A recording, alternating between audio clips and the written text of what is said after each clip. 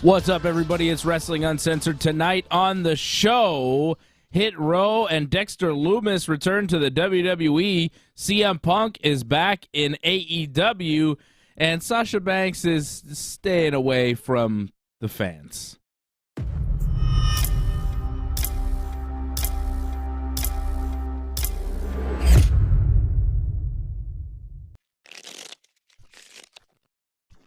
Yes, indeed. What's up, everybody? Welcome to the show.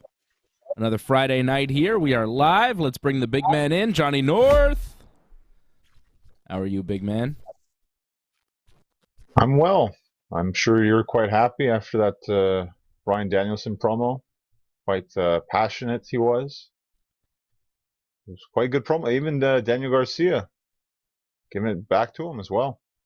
I don't know what you caught of that right now. We just saw Rampage starting here. We're watching AEW Rampage. AAA Mixed Tag Championship match right now. A what? It's for the AAA Mixed Tag Team titles. I don't know if you caught that, but the Mixed Tag titles are on the line in this match. Let's break that down. Okay. The promo or the match? No. I mean, the promo we could talk about too. I don't know. You threw a lot at me there, John. Where do you want to start? Let's talk about this match that's happening right now for a second. Can we talk about this match for a second? And why I think it's ridiculous that this is on AEW TV? AAA mixed tag titles. Ty Conti, she's not Ty Conti anymore. She's Ty Mello, which was her maiden name, I think, that she's gone back to because she married Sammy Guevara. And she's not going to go under Sammy Guevara, so she's no longer Conti. Conti was her ex-husband's name, from what I understand. Right. Yeah, I believe so. So she is now Ty Mello. So Ty Mello and Sammy Guevara are the AAA, which is a Mexican wrestling company's mixed tag team champions, which is not even like just regular tag team champions of AAA, which, you know, it's the man-woman combo tag team champions, which is something I didn't even know existed. A mixed tag. I mean, WWE did a thing one time. They had the mixed match challenge. They did it on YouTube or something. But I remember that. That was terrible. Yeah, you remember that. It had its moments. And bad moments. Mainly bad moments. Yeah. Well, some good moments though. Sometimes, you know. Got to see the good in everything, John. I don't see the good in this, though. Like, I just don't understand why this is on AEW TV. And they're wrestling Dante Martin and Sky Blue. Well, no, it makes sense. They showed the package, though, where, remember, Sammy and Dante had the match, and Dante got injured. This was back in July, like I think 2-3 weeks ago, where he had that match. He gave him the cutter and he injured his knee. I remember Sky Blue was in the corner. So now they have the match. It makes sense.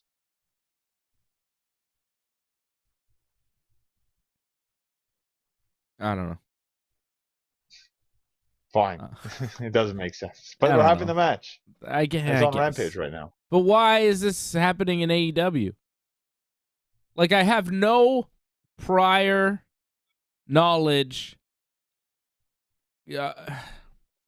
And I know people get upset, you know, they're like, well, you should know about this and you should know about these people. Why should I know about all this that's going on? If I'm just an AEW fan and I just watch AEW wrestling, shouldn't I understand what's going on in AEW wrestling?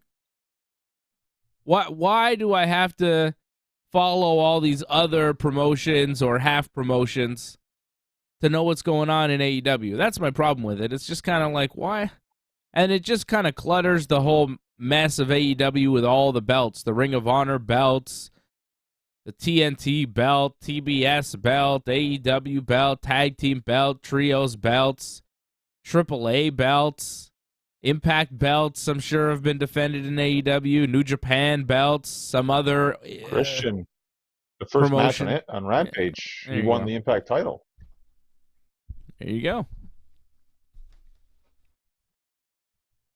I watch WWE. It's a seen- little easier, you know. It's like, well, I just have their belts. I don't really have belts from other promotions. The one time I remember WWE ever doing that was with NWA. Wasn't Jeff Jarrett or something the NWA champion there or something? Well, I remember Mickey James. I don't know if it was this year or last year. She came out with the Impact Women's Championship, Yeah, but she didn't defend it. but they acknowledged it though, and that's huge for WWE to do that. Yeah. That's big. Yeah, but that's not what I'm talking about. That's not what's happening here. This is a title defense on AEW TV. Like, when is the last time you saw on WWE TV another promotion's belt defended? I mean, it might go back to that NWA stuff. I remember the NWA tag titles were defended. I remember the Headbangers actually beat the Rock and Roll Express. Remember that happened. Right. So we're talking, what, 97? And 98. That's a long time ago. AEW, it seems to happen on a weekly basis. It just makes it seem like a weird... I don't know what's going on half the time with all these things. It doesn't matter, though. It's just a random Rampage match. It's not like this matters. Ty Mello, I think, just won. There you go. She just won for her and Sammy Guevara. Well, there you go. Congratulations. Actually, they got married, too. The WCW titles. Huh? We had that happen. Remember when they had the WCW invasion? You had the ECW title. Yeah, that's true. Oh, ECW title. But they bought that, though. Yeah, It was different. They owned it. Yeah, it was different. I guess with Ring of Honor, it's kind of like when WWE had like ECW title and WCW titles and stuff, right? Kind of what Tony Khan's doing with Ring of Honor. I guess. Well, Ring of Honor, it's its own lineage in a sense. Like WWE kind of did their own little thing. Like the WCW title eventually just became the World Heavyweight title. Yeah. Its own little thing, right? Yeah, and I remember, though, The Rock was WCW champion at one point. In WWF. Then just the World Heavyweight champion. It just changed afterwards. They dropped WCW from that title. Yeah. But after a bit, right? Anyways. It seems, it's kind of like what AEW is doing with the Ring of Honor belts. But now with the AAA belts, it's like a whole other thing that they're adding to it. Who's Parker Boudreaux? They got all these new people. He was in NXT, remember? Like, he was supposed to be the next Brock Lesnar. What happened? Well, I guess he wasn't a good wrestler for NXT standards, so they released him. How bad do you have to be to not be good enough for NXT standards? I mean, it's not like they're all fantastic. Well, I think some of them are good. For them, I mean, it's like you have to advance at a certain point. And I guess they didn't like this. They didn't see the improvements possibly. I mean, he was on NXT television, but you barely ever saw him wrestle. Mm. So I think that was probably an issue that he wasn't TV ready, and they probably thought he should have been. I kind of recognize his face. He's big. You know, he seems large. He's got a look. I've definitely seen him before. Yeah, I don't know. Haven't seen him in AEW before, though, right? He's new there. This is probably his second or third match, because he wrestled on Dark already. Is he wrestling on this show? He's wrestling Sonny Kiss, they said later tonight. Oh, man. Sonny Kiss is wrestling on TV? Sonny Kiss is somebody who was there right at the beginning of AEW and is never seen on TV, and now all of a sudden. Remember it was Sonny Kiss against Cody one time? It's probably his best match in AEW. I think that match was kind of like to prove himself in a sense. Keep his spot in a sense, too. CM Punk is back in AEW. I think that's the big news from Dynamite this week. Right? I mean, I guess it's for AEW, yeah, sure. That's their big news. Is that the biggest news, though? Because I think the biggest news for AEW is that promo where Hangman told the Bucks that he wasn't going to be their partner next week in the trios match. I mean, it's newsworthy, but it's not bigger than Punk. I mean, if it's not... Punk gives us the main event for the next pay-per-view. Well, how long has Kenny been out for, John? Because this seems like Kenny. If this isn't Kenny, who is it? Not going to be AJ. Someone asked AJ Styles, and AJ Styles pretty much said no. Well, AJ Styles. So, He wrestles in WWE. I just saw him win in the main event of Raw this week. He actually had a good match. Credit. He had a good match with The Miz. That's how good AJ Styles is. Yeah. Well, yeah, but AJ had to kind of kill himself in that match to make it look good, though. I mean, let's admit that. Yeah. But still, Shout out to the members. Doug Hepburn in the chat. Tony Mack. School holidays in the UK, so his son Thomas staying up late for Smackdown in our show. What's up, Thomas? That's awesome. Cool. Thank you, Thomas and Tony, for staying up late and supporting the Ringside Report Network. Become a member. Go to donate.ringsidereport.net or join.ringsidereport.net to support this channel. We're here every Friday night after Smackdown. Talking smack. I guess that's copywritten. Smacking it. That's my remix. That was your old show, wasn't it? Yeah, right? Smacking it. We could just rename this show back to Smacking It. I think that's good. Smacking It with Dave. I like Wrestling Uncensored, to be honest. Wrestling Uncensored is the best name you came up with. Smacking It's pretty good. It's a little weird. Here he is, Parker Boudreaux.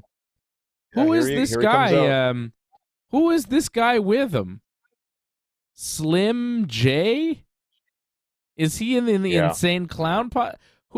He reminds me of PG-13. Who was that guy?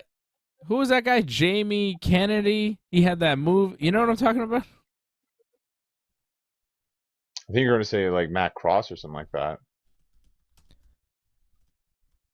What's that guy? The guy does like that shooting star leg drop. Malibu's Most Wanted. Well, I think Sonny Kiss is easily losing this match. I don't know about you. Like, this is clearly a setup just to be squashed, I think. Parker looks like a beast. Yep. That started off with exactly what you thought. Yeah, big squash. CM Punk coming back to AEW this week. Definitely big news. We have the main event of Dynamite between Jon Moxley and Chris Jericho. Moxley chokes Jericho out to retain the title. Very bloody match. Very bloody. That was not as bloody as the coffin match. That coffin match was pretty bloody.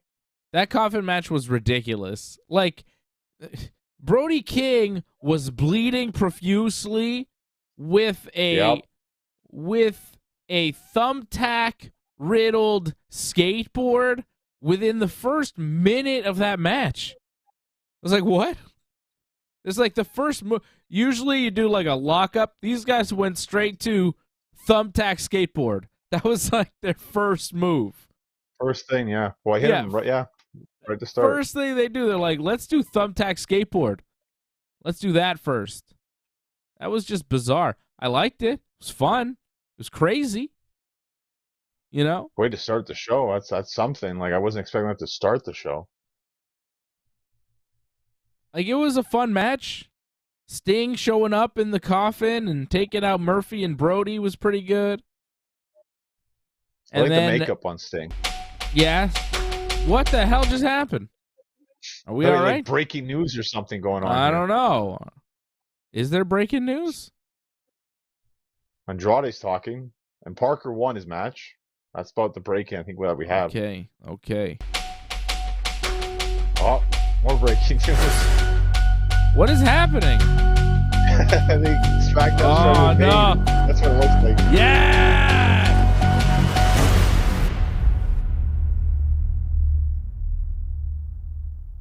So that was the old, like, I guess, opening that you have?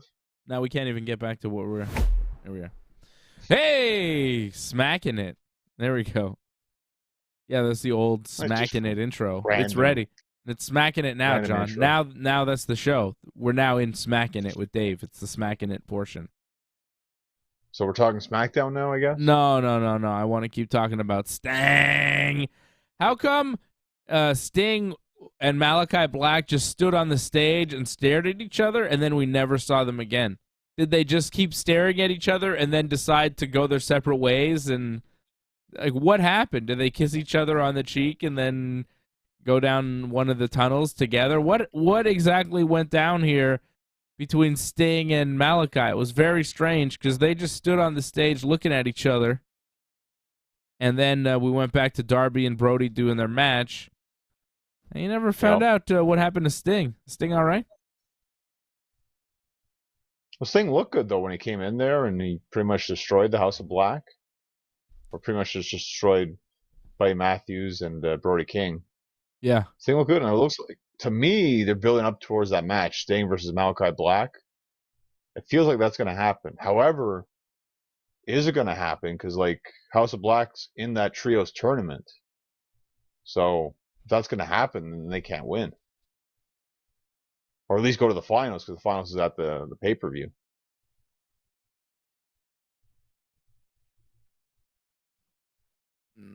Shouldn't Sting be in that trios tournament?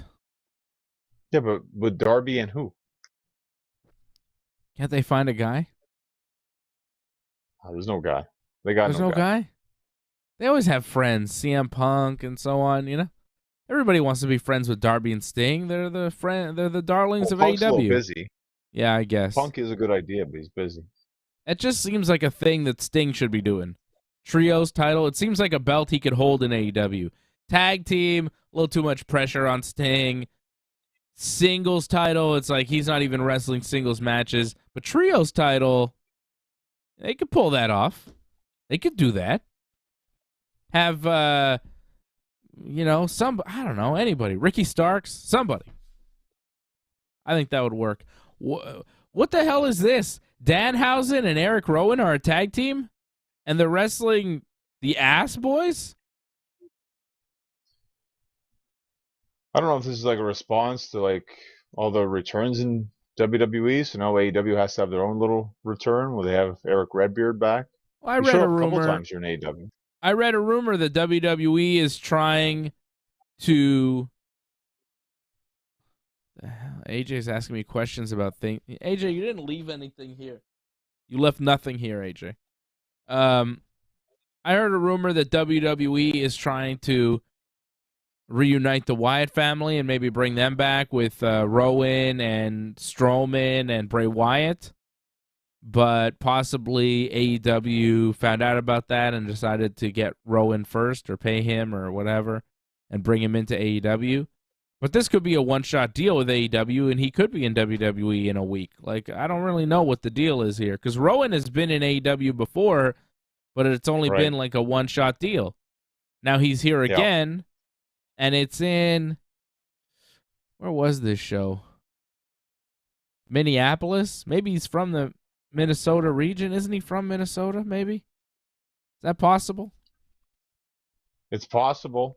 But I think it's just, it worked out, scheduling, whatever, and they needed a big guy. Because, Danhausen said it's going to be Beerhausen against you, so there's a guy with a big beard, so. He's from Minneapolis, Minnesota. There you go. So they're in his hometown. They have a relationship with him. I don't think this necessarily means he doesn't show up in WWE. Still, as a member of a repackaged Wyatt family, which... There are rumors of that happening. A lot of rumors that Bray Wyatt's going to come back to WWE. Clash at the Castle. Who knows? Well, I don't know about you, but it's nice that they get these returns, but nothing's really wowed me. It's like, oh my goodness, these people are back.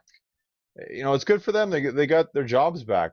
It's good that people are making money, but for me, it's not like I'm more enthralled to watch like WWE because they brought back Hit Row, they might bring back the Wyatt family. It doesn't really do anything for me. What about this guy, Dexter Lumis?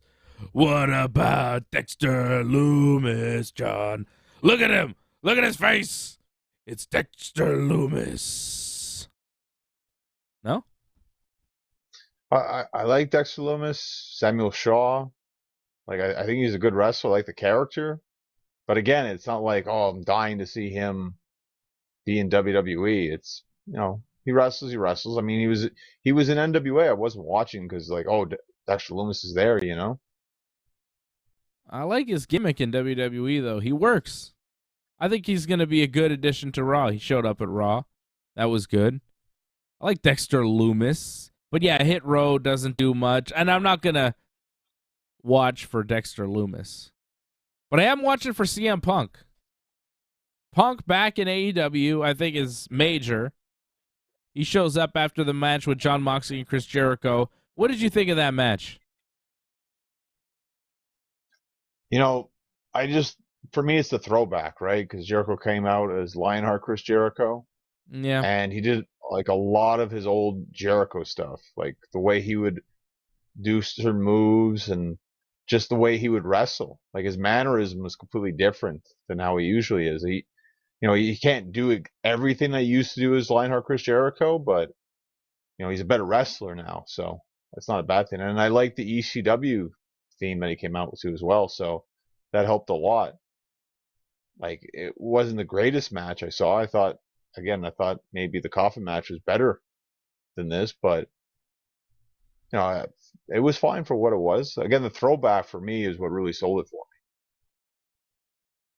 I have a hard time saying this because I love Chris Jericho so much, but I feel like, even in his best matches, they're still like just all right these days. It's like, I don't know. He's been doing it for so long, and I don't expect him to be top of his game, but it's just I've seen Jericho do so much, and I don't know. I think a lot of it has to do with Moxley too. I don't want to blame Jericho. It's Moxley's fault. Most of Moxley's matches feel just kind of, like they're not terrible, but there's nothing amazing that happens, and I think that's why I'm so happy that CM Punk is back, because finally AEW has their real champion. And I feel like Punk's matches are at a higher level than Moxley's. And I think if it were Punk and Jericho, it'd be a much better match. I think it's just been hard with Jericho because I haven't been really that interested in anything he's done in a while. A lot of this, like the Jericho Society and the whole feud with Eddie Kingston and all that, I'm just, I'm not super excited about it. It's kind of sideshow stuff. It's not the main event stuff of AEW. I feel like he's better used when he's higher profile. Like this was a high profile match, right? Interim title, but he's been kind of in the middle for so long, like you don't really believe it. You knew he wasn't going to win that match with Moxley. I don't know. And as a heel, too, I think there's more love for Jericho. I don't know if the heel Jericho works as much as a babyface Jericho. Because people do love him, So it's like a weird reaction that he gets. I don't know. I've been thinking about this week. Like, why is Chris Jericho just not working for me these days? And I think it's just the way he's been booked has been kind of middle as far as what he's been doing and how he's a heel, but the fans still love him. And he's a very sympathetic guy because he's been around forever and you respect him so much. And he's kind of older and a little bit slower, maybe lost a step, but that he's still a wily, smart veteran. I don't know. It's weird with Jericho.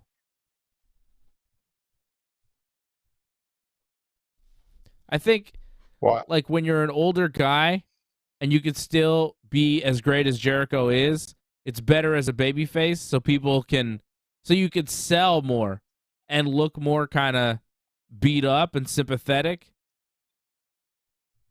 Because when you're like an older guy and you're getting beat up, the fans, like, you really buy it. You're like, oh, shit, is he going to die? And then when you fight out and you do all your shit, it's like, oh, wow, you still got it, all that type of stuff, And I think Jericho's kind of there.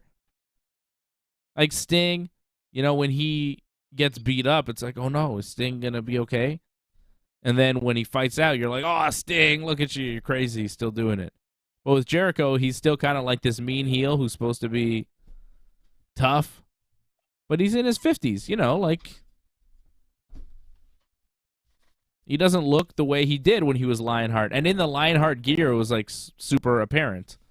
Like he looks great, but he doesn't look as great as he did in his 20s because that's not how life works, Right, but again, I appreciate like what he tried to pull off there. And again, like the match with Moxley, I find he gives a lot. Like he does his best to try to make Moxley look better. And he likes Moxley a lot. I feel like he, as a champion, felt like Moxley was the next guy, so he has to make Moxley seem like he's the next big thing. So I find Jericho goes out of his way to do extra for Moxley. I think he really likes him a lot, so he kind of hurts himself in a sense by doing that. But he doesn't mind doing that, so that's why he comes off as less in the match. Taps out too. It's just tough to have one of those big violent matches where the bigger, in better shape, younger guy is beating up the older guy, and the younger guy is like the baby face, I wouldn't say Moxley was in better shape than Jericho, but well, I don't know. Yeah. All right. You may have got me there. I don't know. I didn't love it, but then CM Punk showed up after the whole melee. Sammy Guevara and Hager attacked Moxley, and then Claudio and Wheeler Utah and Eddie Kingston and Ortiz came out to make the save, and then Daniel Garcia and Daddy Magic and Angelo Parker came out to take out some other guys, and then CM Punk showed up and took out a bunch of Jericho Society guys. And then eventually, like, did you hear how many names I just mentioned there in that melee? I mean, there was a lot. So many guys. Jericho Society has like 6 guys. You know how 8? No. Do they have 8 guys? How big is that group, man? Jericho and Anna. Oh my God. Jericho, Guevara, Daddy Magic, Parker, Daniel Garcia, Jake Hager, Anna Jay, Ty Mello. They have 8 people in that group? Right. That's crazy. That's a big group. Are any of them in the trios tournament? I don't believe so, no. Well, it's my belief that and I think Hager's the Mythbusters are or something? Who are these Mythbusters? The Trustbusters. You saw one of them. The Trustbusters? They bust trust? I want to say, isn't Parker part of that? Parker Boudreaux.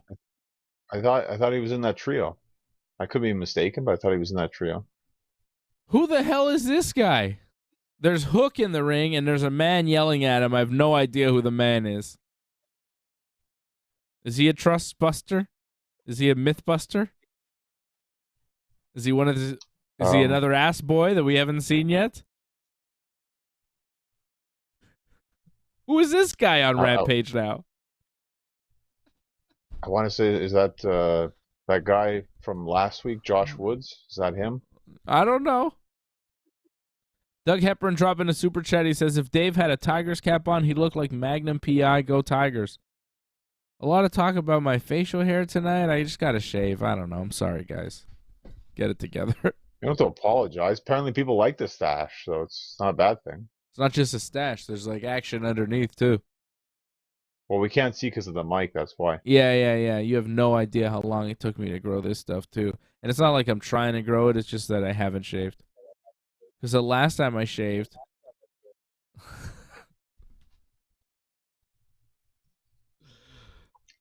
no. There's a story to this. Yeah, last time I shaved, it was like hair in the razor, and I went to pick it out, and I cut my thumb on the razor. Okay. And I cut it bad, and I bled, and I passed out. Oh yes, right, yes. I know about that, yeah. That's It unfortunate. happens to me. If I bleed, I pass it out. Or sometimes if I see blood, I pass out. But never in a pro wrestling context or MMA context. I have no problem seeing gushing blood in MMA. It's just certain, like a slice or a knife, something. Like if I know that that's how it worked, I can't do it. Something makes I pass out. It's just taken it the wrong way, but it's always nice. I don't know what the hell AJ. I think he's talking about the facial hair, not the passing Oh, out. I don't know. So I've been a little bit scared to shave again because last time I shaved, I passed out you could because I always cut just my wax. thumb. That's Wax always fun. a face? Can you do that? Yeah, you could You wax your face. Yeah, you can do that. Have you waxed your face? I wouldn't dare to try that. I mean, I've I'm not tried doing doing that. my armpits, and like that was one of the most painful experiences ever. So I can only imagine with the face. Yeah, I don't know. I'll figure it out. You know? I remember this is funny part, I guess. I remember first time I told Kevin Steen that I waxed, and he was like, "Oh, really?" Just dot. So I didn't have to fill in the blanks on what he thought about that. Yeah, I don't think. I mean, it's not really something people want to discuss necessarily. Yeah, but like, come on, we're wrestlers, you know? It's like I would think that's what we do, no? But That's true. It is kind of part of the game, isn't it? well, for Kevin at that time anyways, it was like, yeah, you do you, buddy. Well, Kevin Steen, Kevin Owens. He wears a t-shirt and shorts and stuff, so he probably doesn't have to shave down I think like a it's in lot of his the other it's wrestlers do. also in his genes too. He never really had a lot of body hair, just the way it worked out, so All right. Well, there you go. But lucky guy. more, I don't know where this. Yeah, I don't know personal where this hygiene, all you know. went. People always want to hear this kind of stuff, right? No? I don't know about that. People are liking it though. People are liking the look. I think. I don't know. Hulk Hogan inspired, maybe. Brother, I'm gonna dye it. Um. Yeah, the Manscaped incident was awesome. Yeah, that was one of the Right. best. Which When incident Dave was this left now? the studio, when you walked out, when I pulled out my ball shaver, Yeah, I don't and know you why you walked had to out the bring that room. with you. That's a strange thing to carry around, wield like a weapon. Well, then you brought your own weapon for some reason. That was fun. Good times. I don't remember a weapon. Did I have a weapon to defend Yeah, you myself? did. You had like a super soaker, I think, if I'm not mistaken. Oh wow, just to keep you away from me. I have to spray you down. Um. So Punk and Moxley, I guess, at the pay-per-view there that they're doing. All out in Chicago. Yeah. Makes sense. Finally get this decided. One champion. Makes sense. Punk's got to Yeah, I win, think I'm right? right about the Trustbusters. Because Trustbusters are right there, by the way, in the screen on yeah, so Rampage. they got J-Rock, Daivari, and Parker Boudreaux. J-Rock, baby. Not quite J-Rock, but you know, he I tries, I'm mean, sure. he wishes he was J-Rock.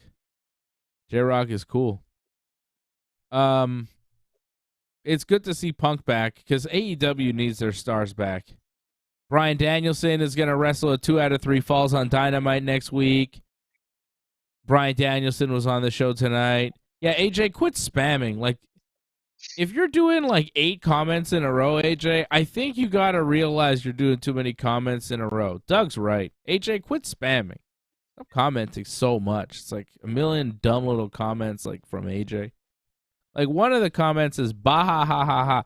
You don't have to write that, AJ. You could just laugh to yourself. He's got so many. Trailer Park Life. Thank you, Doug. Doug never spams. He knows what's going on. Zach Clayton was the guy's name who was coming to talk to Hook before. Yeah, I've Swerve never in the seen him Glory before. against Private Party next week on Rampage. The Mythbusters Okay. versus the Best Friends in a quarterfinal trio tournament on Rampage next week, I guess. That's what it looks What like. mofo? See, it's like 2 different You could have just written "what mofo" in one comment, AJ. You didn't have to do it in two. You see what I'm saying? It could have just been one, consolidate your point, and then move on instead of doing several bars in the chat. You see what I'm saying, AJ? It's like a spamming thing. And sometimes when people spam, like the algorithm just deletes you forever. It's not me. It's the algorithm, AJ. I have nothing to do with it. So a little bit of how the internet works. Good to know. But going on about Punk. He's cool. I like him. He's one of the guys in the company I like. Bryan Danielson as well. He's been kind of on and off in the company. He was on tonight doing a promo. He's going to be on Wednesday doing a match where he beats Daniel Garcia, you would think. I don't know. Like, to me, this is building towards a match between Danielson and Hager. Because when you think about it, because he made mention that it wasn't really Jericho that took him out. It was the other guy. And the other guy was Hager. And Hager cost him that match against Garcia. Like, I think that's the pay-per-view match for Bryan. Like, he respects Garcia and, like, he wishes he was actually in the Blackpool Combat Club. He said that tonight. But, you know, he's sports entertainer BS guy, and now he's going to have to beat the crap out of him. But I don't think that's the big match because we're getting it already. The big match is going to be with Hager, I think. You're telling me that Bryan Danielson lost to Daniel Garcia 2 weeks ago on Dynamite. He's going to lose to him in a 2 out of 3 falls match on Dynamite next week. And then the payoff to that is Bryan Danielson wrestling Jack Swagger on their pay-per-view. That's the payoff? A guy in AEW who's been absolutely nothing his whole AEW run, just a goon for Chris Jericho? Rock hard Jake Hager? That guy? That's who Bryan Danielson is going to wrestle. The great Bryan Danielson, who's, to me, and I think to most people, the leader of the Blackpool Combat Club, yet Jon Moxley is the champion? They're all champions except for Bryan, but yeah. Yeah, Bryan's the best one by a long shot. Bryan Punk is the match that they should be doing at All Out. Was that not what we fucking said? I believe we said that last year, but it didn't work out Tony that way. Khan. This guy, fuck, man. What is he doing? I actually believe you said you was like, Bryan, there's more potential there than Punk. Well, AEW saw it the other way around. Yeah, well, they're marks. They got suckered in by a, you know. We'll see what happens next week because, like, Punk coming out was a bit of a surprise. Like, now he's obviously going to have a promo, I think, to start the show next week. So we'll see how interested people are. And I imagine Chicago is going to sell out if Punk's in the main event. Yeah. Can't go wrong with that. But All Out, it's their big pay-per-view.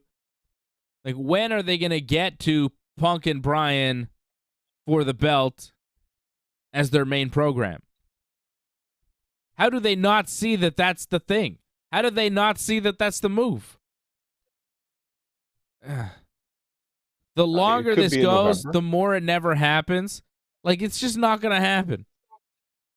Because wrestling promoters don't know what to do with Bryan Danielson, the best wrestler of his generation. One of the greatest of all time. It's really annoying. It's really annoying. He better beat Daniel Garcia. If he doesn't beat Daniel Garcia, fuck. Get out of here. I don't want to be involved with this AEW.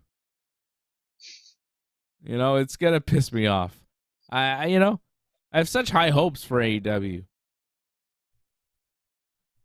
AEW, to me, Tony Khan, to me, is like Fredo in The Godfather. It's such high hopes for him, and he broke my heart. It's time to give him the kiss of death. Send him on a boat. Send him on his way. Pretty rough. I mean, come on. What's he doing? CM Punk and Jon Moxley. Who cares? It'll be fine. Punk better win. Imagine Moxley wins. Imagine. I'd be so mad. Like, why would, Because this Moxley run has been garbage. The thing is, Moxley's had more defenses than Punk. Punk, this is his first defense. Like, there's no way Punk's losing in his hometown like this. Like, they'll make it interesting. And because he's wrestling Moxley, they can build into Punk and Bryan off of this. So I would actually wouldn't really be worried right now. Like, I think Punk and Bryan's still going to happen. Just later down the road. I'm starting to lose faith. I'm losing a lot of faith in Tony Khan as a booker and gaining so much faith in Triple H. The game. He's doing good. Slowly but surely, he's figuring it out. But this AEW, I don't know. We're watching the show. Their main event is Orange Cassidy against Daivari's brother, Daivari. Isn't it like Ariel Daivari or something like that? Or Arya Daivari. He's the brother of Sean Daivari, who was the original Daivari, who was Khali's original manager? Kurt Angle's manager at one point. Muhammad Hassan's manager. Right. That's where he started, right? Like, that's where we first saw him. Then I think it was Kurt Angle. Yeah. That was weird. They fired Muhammad Hassan, but they're like, we'll keep Daivari. It's weird. Well, a lot of potential. And he was really young back then, too, so. But why did they just let Muhammad Hassan go? It wasn't his fault that the gimmick couldn't be done anymore. Yeah, it sucks for him. It's just, unfortunate the way things went down, yeah. Made no sense.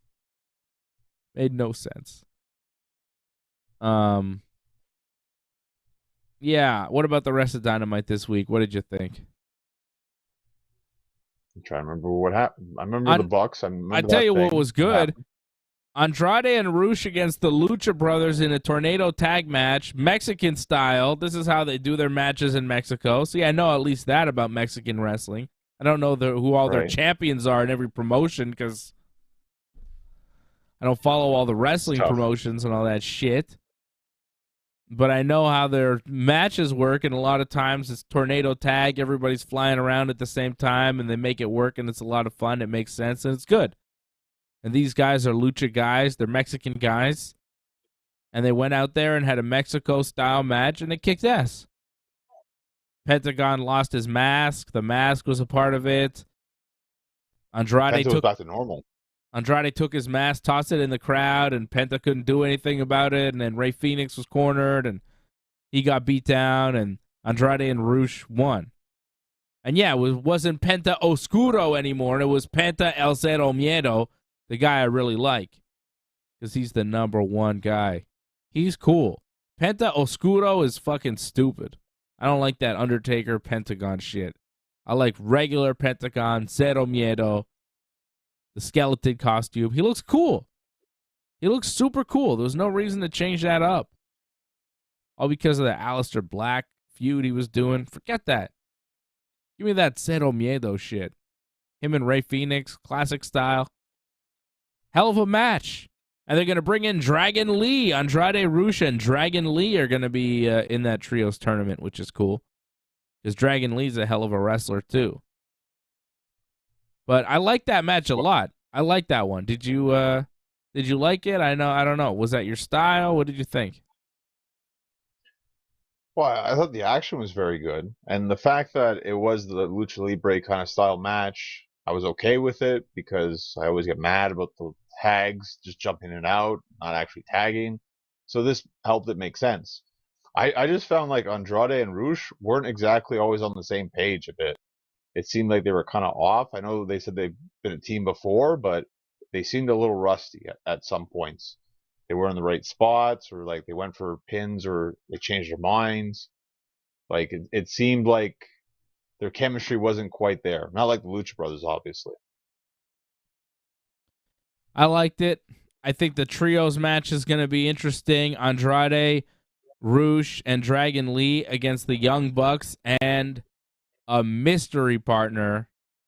The Young Bucks asking Hangman to be their partner in the trios tournament. Hangman saying, look, I appreciate it, and they seem to kind of make up and be friends, but Hangman saying that the guys in the Dark Order have stuck by him, and he is going to stick by them and be in their corner for the trios tournament. He's encouraging them to enter and win the whole thing.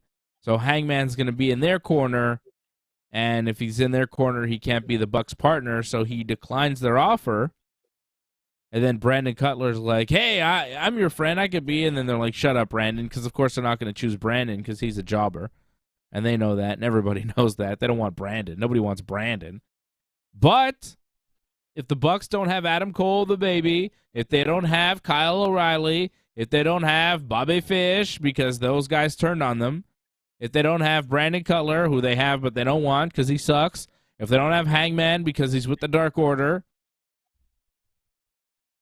who is the original plan? Who's left? Who's not around that we need back? The best bout machine, Kenny Omega. Is he coming back next week? And if he is, holy shit, what a match to come back to. Like, Kenny comes back, and it's Kenny, the Bucks, against Andrade, Rush, and Dragon Lee. Whoa. That's match of the week next week. I don't care what else happens. If Kenny's in that match, it's match of the week. By far. Like, there's nothing that anybody's going to be able to outdo that match with next week in all of professional wrestling. If that match happens, forget about it. Holy shit. Is it Kenny? Tell me it's Kenny. Kenny? Well, I don't think there's really any other choice. I'm just surprised you would say that after Brian said, he's going to have the match. And, this is a big kind of comeback in a sense for Brian as well. And you're saying that's not going to be a good match? I'm saying it'll be good. But, he's wrestling Daniel Garcia. It'll be all right. It'll be what it is. I mean, I guess you're not so familiar with Dragon Lee.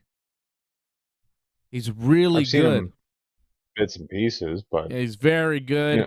And I'm a big fan of Kenny's, man. Kenny's incredible. And the Bucks, like, that's just a match that is suited to those guys. The Bucks and Kenny's return match against Andrade, Rush, and Dragon Lee, those guys are pretty excellent. I'm a big fan of all six of those guys. And I'm a huge fan of Bryan Danielson, but I think Daniel Garcia, he's just all right so far. I think one day he might be one of the greats, possibly. Who knows? But right now he's just kind of, he's all right for now. But I'm not, I don't go crazy for Daniel Garcia. I don't know. I think he's fine. Match will be good, for sure. But I don't know. Kenny. Sorry. I mean, I'm excited for both, John, okay? What do you want? Kenny hasn't been around in a while. I want to see Kenny. Well, I think Brian's probably going to start the show. That would be my guess.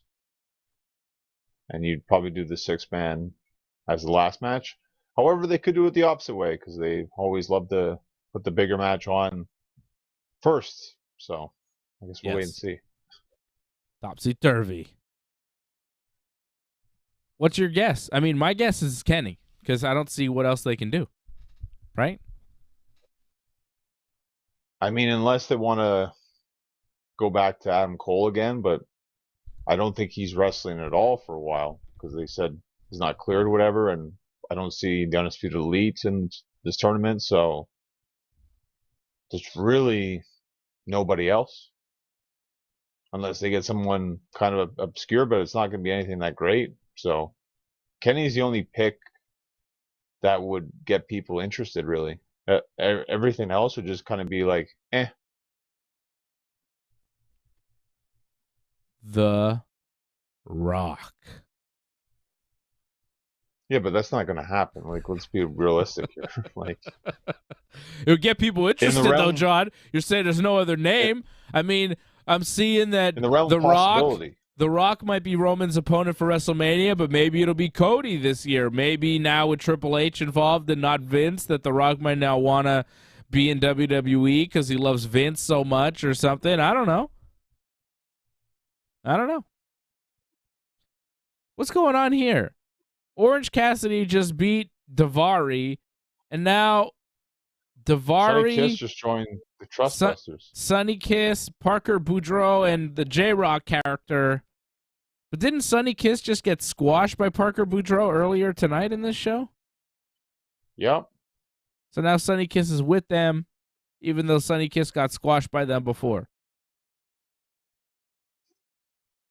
Now they better cut the TNT feed because we're going to watch Star Wars, and Dave doesn't watch Star Wars. So. I don't watch no Star Wars. Who are the Trustbusters? Why do they have a group name, and where did they come from all of a sudden, and why are they in this tournament? The Trustbusters? What does that mean? They lie to you a lot? They break your trust a lot? What that means? Yeah, you can't trust them. That's what I guess that means. Well, Stone Cold Steve Austin taught me many years ago, DTA, don't trust anybody. So I don't trust them or anybody. So done and done. Thank you, Stone Cold, for another great lesson. Another great life lesson from Stone Cold Steve Austin. So the Trust Busters are going to wrestle in this tournament. Somehow they have earned a spot in this tournament. They will wrestle the Best Friends. In the winner of that match, the Best Friends and Trust Busters, I assume will be the Trust Busters. They'll take on the winner of House of Black and Dark Order. Wow, you think the Best Friends are going to lose in the first round? I don't see that. I think they are, because they're going to try and push this new Trust Busters thing, because, like, why not? They just came out of nowhere, so they should do something. Or, okay, Best Friends win. I don't know. Who cares, honestly? So Trust Busters will wrestle the Best Friends, I think, on Rampage next week, right?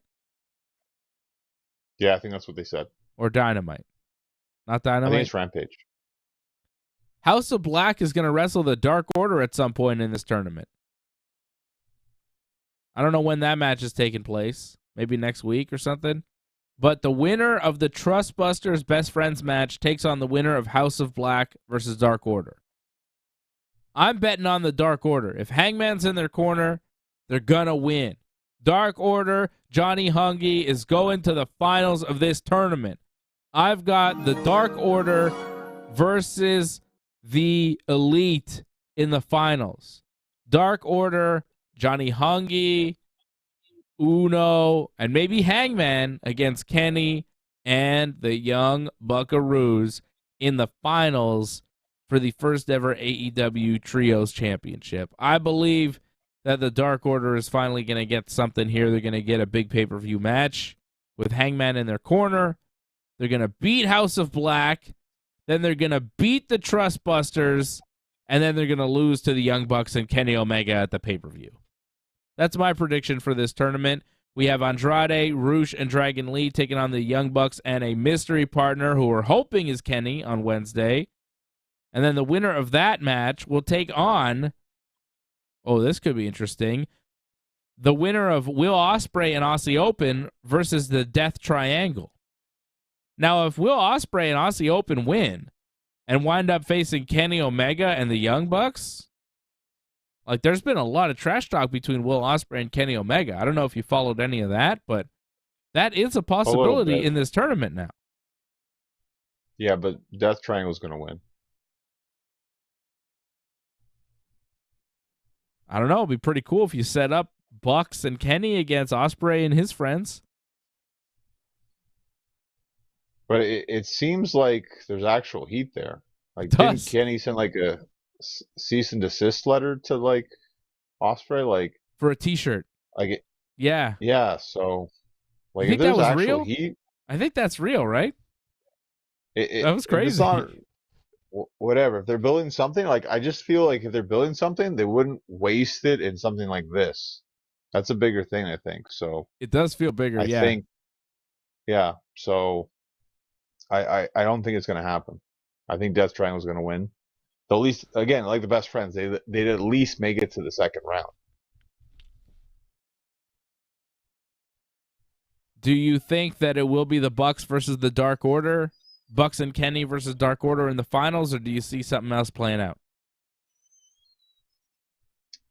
Well, like, I really had the best friends actually going to the finals. But, I mean, the Dark Order thing's interesting.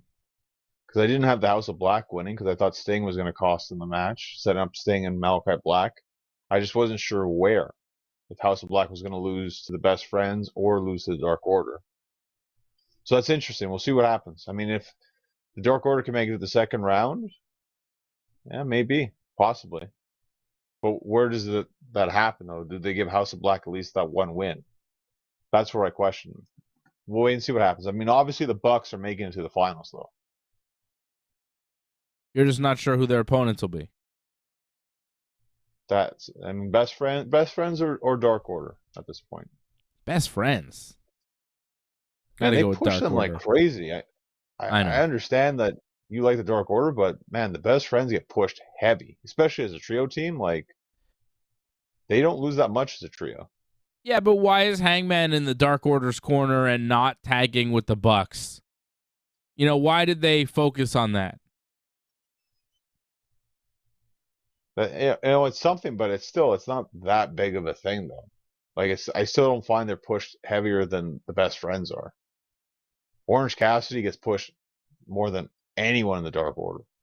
Yeah, but we're also talking about a long story arc with the Bucks and Hangman and Kenny and all that stuff that they do focus a lot. Yeah, but he'd be in the Dark Order's corner, and you know, that's lame. I don't know. I think it would mean something. He's in their corner and not the other guy's corner, and they're his friends, and I don't know. They've kind of, you know, they were not on the same side for a long time. They were on the same side, they're not on the same side. Now they're back kind of friends, but they're not teaming together. The whole thing going on, Sean. That's nice, but I mean, just because he's in the corner, like, oh, what's that gonna do? Like, that doesn't sell the match whatsoever. I mean, it's about the best teams, really. And you may not like it, other people might not like it, but the best friends are pushed as one of the best trios team in AEW. Yeah, see, I'm more invested in the Hangman, Young Bucks, Kenny Omega love story drama that they have going on, and the Dark Order and how they play into it, and being the elite, and Hangman and Dark Order, how they support Hangman and all that stuff, and that whole story that I think has been really well done and really layered and done over a very long period of time and has had twists and turns, and I'm more invested in that and what they're doing there than some, you know, flips and kicks in the ring, because I think it means more when you have a long-range story that seems personal and real going into it. And I think that the Dark Order against Kenny and the Bucks would feel a lot more real and personal and interesting to me. But you're not into that stuff, and I get it. I mean, you're just, you know, people like different things in wrestling. But I think the story has been great. And Hangman now finally being back on good terms with the Bucks, it's got to lead to something. And I think it's got to lead to something at the pay-per-view. Because it's Hangman Page. It's a former world champion. You're saying that Dark Order doesn't make it to the final, so Hangman's doing what at that pay-per-view? Nothing? He's not even booked? You know what I mean? Like, it doesn't really make sense. But Hangman's not booked? Hangman's not booked, but the best friends are? You know what I'm saying? And if he's not in the Dark Order's corner, what does he do at that pay-per-view? I mean, just being in the corner is not much. I would hope he has a match. They're going to line up, I would think, like somebody.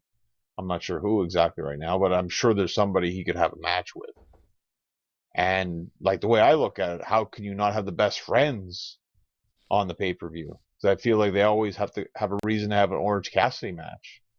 So right there solves the problem right there. Trios final.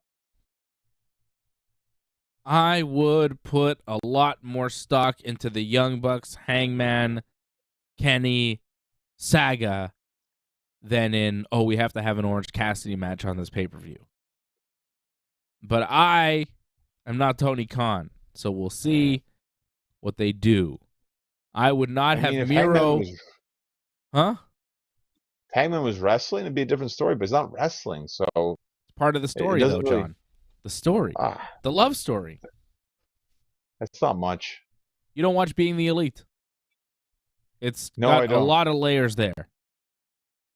You know, you can skip through a lot of stuff, but the Hangman Bucks thing, I'm sure people have made montages of just that stuff on YouTube. It's, it's worth it. It's a long story, and they've done well. If you've paid attention, it's been worth it. I'm invested. They got me invested. Not many stories in wrestling have long, arcs to get me invested. So I give him credit, and I want to see more. I would not book Miro to continue doing these weird promos. I'm glad he walked into the light this week. He said Julia Hart cannot touch him. There is only one woman that could touch him, and it's not you, it's someone else. And then he walked into the light because the Redeemer knows what he has to do now. These promos have gone on for enough time, and it's now time for something else. And I guess it's going to be a match with Malachi Black, because he seems to be talking about him a lot. Or Brody King, I don't know. See, what they could do, you want to talk about trios match, you could have Darby Allin and Sting and Miro against the House of Black. That could work. Darby Allin, Sting, Miro against House of Black, yeah. Okay. But they're not in the trios tournament. Just as a trios match. Yeah. And probably make it like some sort of stipulation match of some kind, I would think. Number one contender for the trios championship. I was thinking more like, House hardcore of Black gimmick. Rules kind of thing. Yeah, something like that. Yeah. To make it different from the actual trios match you'll see on the pay-per-view later. Promos have been weird, right, from Miro? They've been weird. Have you liked them? They've always been weird. I don't mind it as long as it leads to something that is enjoyable. Yeah. I don't know what it's leading to exactly, so it's kind of frustrating a bit, but they're short. I like to believe it's going to...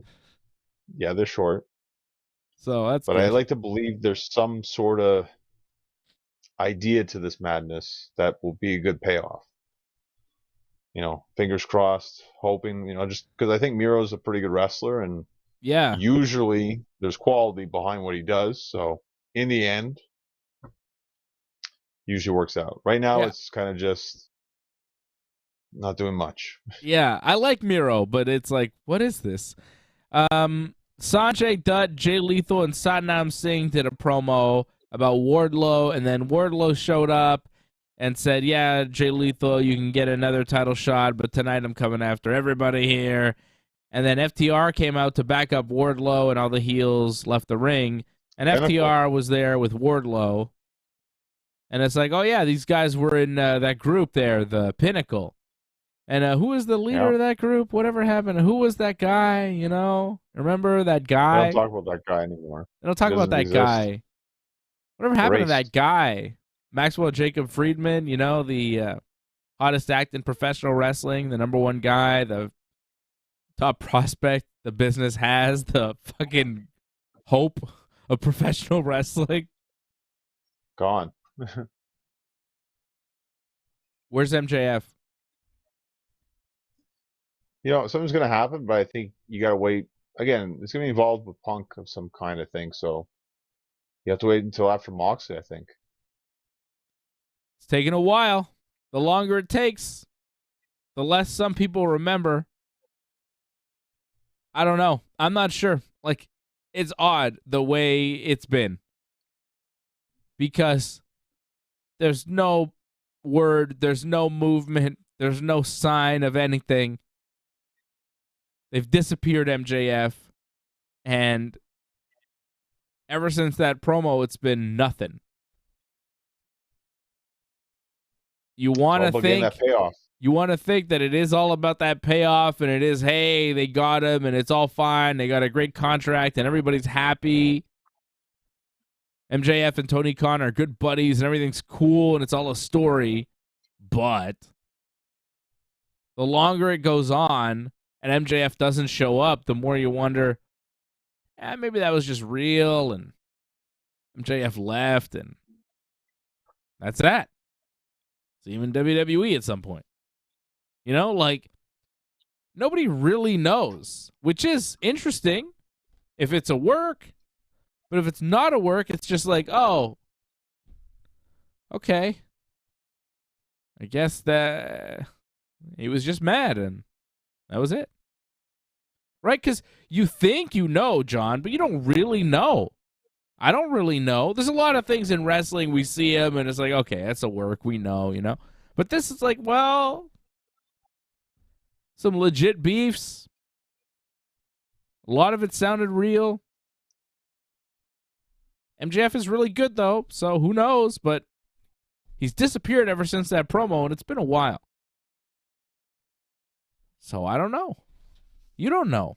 We don't know. I hope he comes back to AEW soon. But the longer he's not there, the more you wonder, did they just fuck that up? Did Tony Khan just... Like, did Tony Khan just do a Dixie Carter AJ Styles?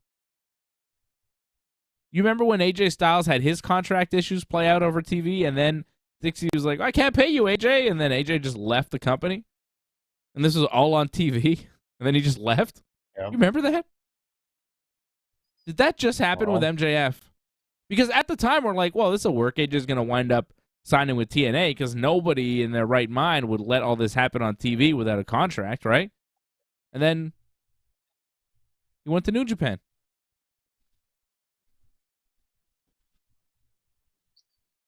I don't feel it's the same kind of thing, because, I mean, MJF's still under contract till 2024, so if they just have him sit it out, maybe they just have him sit out, but I would be surprised if we don't see him back in some capacity before the end of the year.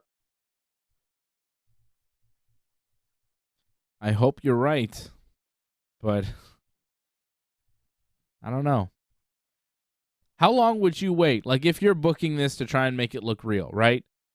And in your mind, it is a story, and it is all a work, and MJF is going to come back. At what point would you bring him back to attack CM Punk or whatever? Would it be at All Out at the pay-per-view? Would it be the next week? Idea. Like, at what point is it too long where the fans kind of go, oh, yeah, whatever happened to that? You know, because wrestling fans have short memories. So how long, how long do you keep them out for?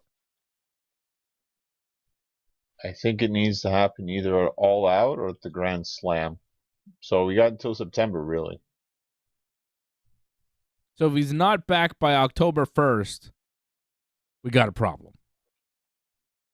Pretty much. I think you're right. I think you are correct. But the more time that goes by and he doesn't show up, the more I wonder, okay, what's happening here with MJF? Because he was another big reason why I watched AEW on a weekly basis. You know? Punk is back. Maybe Kenny's back. Bryan is back. If they can get MJF back, then they're back up and running again. But without Punk, without Bryan, without Kenny, without MJF, it's not really the AEW that you want to watch. You know, it's not the same. Doesn't have the same pop. Doesn't have the same punch. I mean, we had to watch Ricky Starks wrestle Aaron Solo this week, and then Nick Camarado came out. And QT Marshall and a bunch of Nightmare Factory goons, unknown goons. All sorts of guys showing up on the show you never heard of. Need the stars back in AEW.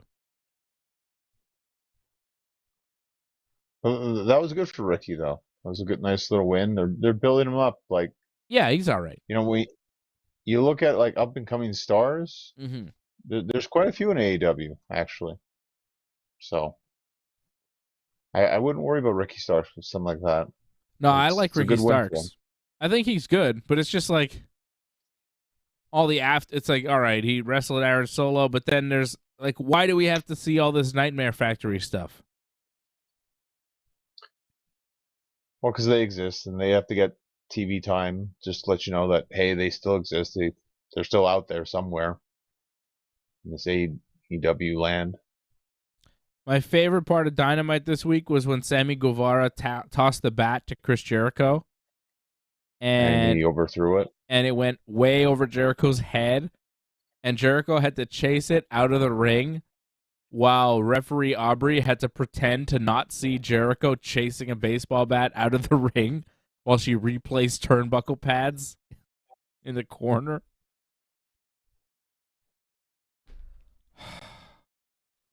That was ridiculous. Like, it's supposed to be a sneaky thing, but he threw it over Jericho's head, and Jericho had to chase the baseball bat to the other side of the ring, outside the ring, bring it back in, while the referee was supposedly distracted. Well, it's not really the ref's fault that Sammy overthrew it and they had to, come up with something on the fly. Oh, it's Sammy's fault. How come you can't throw a baseball bat to another guy? What's wrong, Sammy? You can't throw a bat? You can't get Jericho with the bat? Yeah, why couldn't you have gone closer if you can't actually hit the target? Oh, it was bad. It was really bad. And why does he come out like that and then makes another run in afterwards at the end? Like, that was weird. Like, he was trying to be sneaky about it, but obviously he kind of messed up there. But oh well, that happens. That looked bad. There's nothing you can do about that. It's just maybe next time, maybe just toss it to him. Don't overthrow it, and like get closer. I mean, no one's gonna stop you from like jumping over the guardrail and passing it to him. Yeah, I don't know why he had to throw it from such a distance. And he missed terribly, and it looked ridiculous. Jade Cargill beat Madison Rayne to retain the TBS title. Jade still undefeated, 38-0, I think. That was a pretty good match. Yeah, it was all right. Jade's the best. I mean, obviously, it was a good match, John. Athena attacked Jade Cargill after the match. Huh? She's getting better. Her matches used to be like somewhat unbearable, but this was pretty good. And I thought Athena had a great punch too. Like, I think she forearmed her right afterwards. Like, showed good fire there. I'm looking forward to that match actually when that happens. I still don't see anybody that could dethrone Jade. She's gonna be champion for a long time. I feel like it was supposed to be Statlander, but Statlander's hurt again, so that's not gonna happen. Yeah, Statlander hurt her knee again, eh? That's bad. Pretty gruesome. Pretty gruesome. It did a big boot, and the leg went the wrong way. Was this on TV? This was on Dark, yeah. Oh, on Dark. Okay, I didn't see it. And they showed it? Well, because that match aired the way it was supposed to, right? The injury was supposed to happen, And the injury, she gets hurt, she goes for the cover 1, 2, 3, so. All right. I mean, she's hurt, but she finished the match, so. Okay. It was like on the finish. Yeah. The big boot was the finish, yeah. Doug Hepburn says Jade Cargill's presentation is a total package. It really is. The theme song, the entrance, the ring gear, the look, everything. She's got it all. It's a great, everything's going for her. I like her theme song. It's really good. And that's pretty much everything that's going on in AEW world. We've got Dynamite on Wednesday. There was Anything another else? terrible Anna JAS promo thing that she did, like going crazy and choking someone out again. Yeah. I don't Probably even the care to worst part of mention. Dynamite. Yeah, it was a short backstage with a couple of the Jericho Society people, and Anna Jay did a thing. It's cringy. It's awkward. Oh, it's silly. It just like it takes you out of it, to be honest. Yeah. I don't like it either. But, I try to ignore it, John. I'm trying to ignore it. Let's talk a little Block it out. WWE and what's going on there. They've got a tournament going on, too. It's for the women's tag team titles. They are actually doing that. And Sasha Banks and Naomi have not appeared in the WWE. Since they left, they were the champions. Will they come back? Who knows? There are rumors that they will, but they have not yet. Maybe they will when this tournament is over, and we'll see some sort of match between the old champions and the new champions. I don't know. I would guess that that would be the plan, though. Everybody's coming back to the WWE. They're signing so many new people, bringing them back. I think Sasha and Naomi would be top of the priority list. And I feel like they signed them. And then they announced the tournament with the plans of building up a division, creating a tournament, creating a list of teams for Sasha and Naomi to wrestle, creating a bunch of groups. And then when Sasha and Naomi come back at the end of the tournament, they have a fresh crop of wrestlers to take on and a renewed focus of the women's tag team division, which is what they wanted and why they were frustrated and why they left in the first place. Like Batista said, give me what I want. And what they wanted was focus on the tag team titles. And I believe that's what's happening on Raw and SmackDown right now. So that's a good thing. Positive sign, as far as I'm concerned. Hopefully we see Sasha and Naomi back. Say they're the real tag team champions. Take on the new tag team champions, which could be just spitballing here. Io Sky and Dakota Kai, Bayley's new friends. And then you have Bayley's friends against Sasha and Naomi in some sort of tag team title feud to determine the undisputed women's tag team titles. Tag team champions. Make sense? Yeah, no, it makes sense. Like, Io Sky and Dakota Sky, yeah, as tag champs. Yeah. I kind of like that a lot. Bayley recognized she made that mistake. She corrected it. You idiots. I like when she calls people idiots. Bayley, that in-ring promo to start off Raw was so good. She's so good. She plays the crowd so well. It is just so nice to have Bayley back. Somebody who can go out there and talk. You can give her a microphone. She can stand in the ring in front of people and hold the crowd in the palm of her hand. A tremendous heel. She says she's there to shake up the uninspired division. Asking the fans if they really enjoy this. Do they enjoy watching Becky Lynch play dress up every week? Taking a shot at Becky. Saying Bianca Belair would be nothing without her. Bayley says they're bringing back the hunger that the division needs and that they're going to win the tag team titles. And then they set up a match. Alexa Bliss, Asuka, and Bianca Belair come out.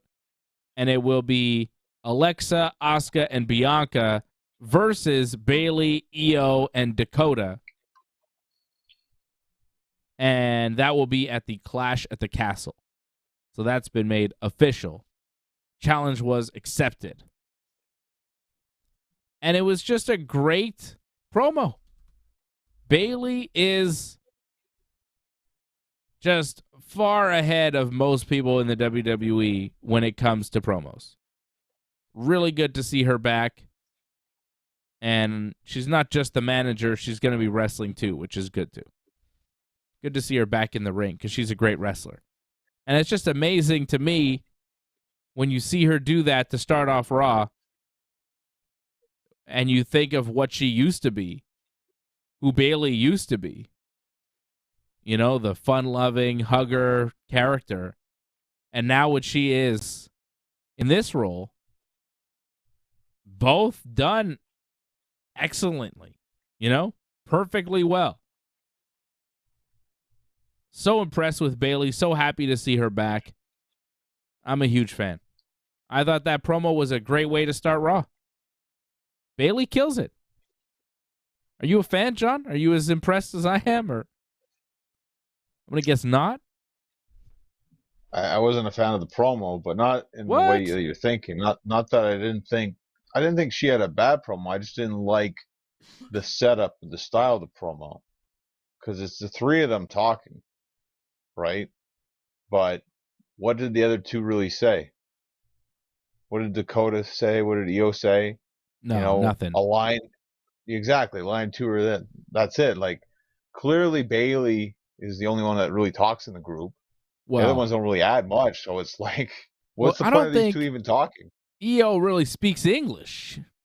I mean, she said the hunger, right? That's all she said. Yeah, she speaks mostly in Japanese when she's talking, I think. Right.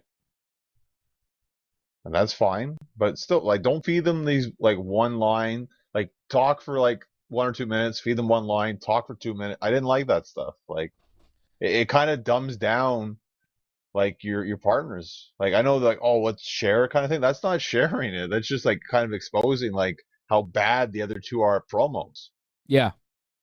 No, I think you're right. I think you're right. Just let Bayley talk and have Io and Dakota stand there. I think they'd be better off. That'd be better. Yeah, no, it's better. The problem is they're going up against Asuka, Alexa, and Bianca, and Asuka, Alexa, and Bianca are all going to talk.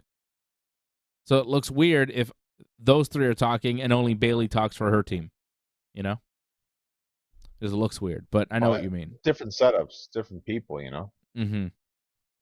Because those are three individuals. This is a team kind of thing, you know? Yeah, no, I know what you mean. But they're trying to set them up as a team too. Asuka, Alexa, and Bianca. Is that a match you care about here? Bayley's trio against Asuka and Alexa and Bianca? Bianca not defending her title now at Clash at the Castle? You know, it's fine because it puts them all on the show. I'm guessing we're having the finals at the Castle show, I guess, right? I don't know when the finals of the women's tag team title tournament will be. Maybe it'll be at the Castle. But if it is, I guess Io and Dakota won't be in it, right? Well, is that it? Or are they kind of giving away that they won't be in it? But the way I look at the way it's set up, if they're not in it, how are Asuka and Bliss not in it? Because that's more likely what the match is going to be, right? For the semifinals on Raw. Yeah, so you're right. One of those teams not go to the finals. Yeah, it's probably going to be on TV. Then it's probably not going to be at Clash of the Castle. I think you're right, because that's one half of the bracket. Io Sky and Dakota Kai, they qualified, or they advanced to the semifinals of the tournament, right? That's right, yeah. By beating Tamina and Dana Brooke this week on Raw in a match that happened. Bad. Yeah, it was a low point of Raw. Bad. Yeah, it was not good. Yeah. But so Io and Dakota are in the semis, and they'll take on the winner of Nikki Ash and Doudrop versus Alexa Bliss and Asuka. And if you have any sense in the world, you know that'll be Alexa Bliss and Asuka winning, right? So Alexa Bliss 100%. And Asuka against Io and Dakota seems like one semifinal, and then there's a SmackDown bracket. Raquel Rodriguez and Aaliyah qualifying this week, beating Xia Li and Shotzi. They'll take on the winner of Nikita Lyons and Zoe Stark, and Natalya and Sonya Deville. I really don't know who's going to win that. That'll be on SmackDown next week. Nikita Lyons and Zoe Stark getting moved up from NXT to be a tag team, taking on Natty and Sonya next week. on SmackDown in a quarterfinal of this tournament.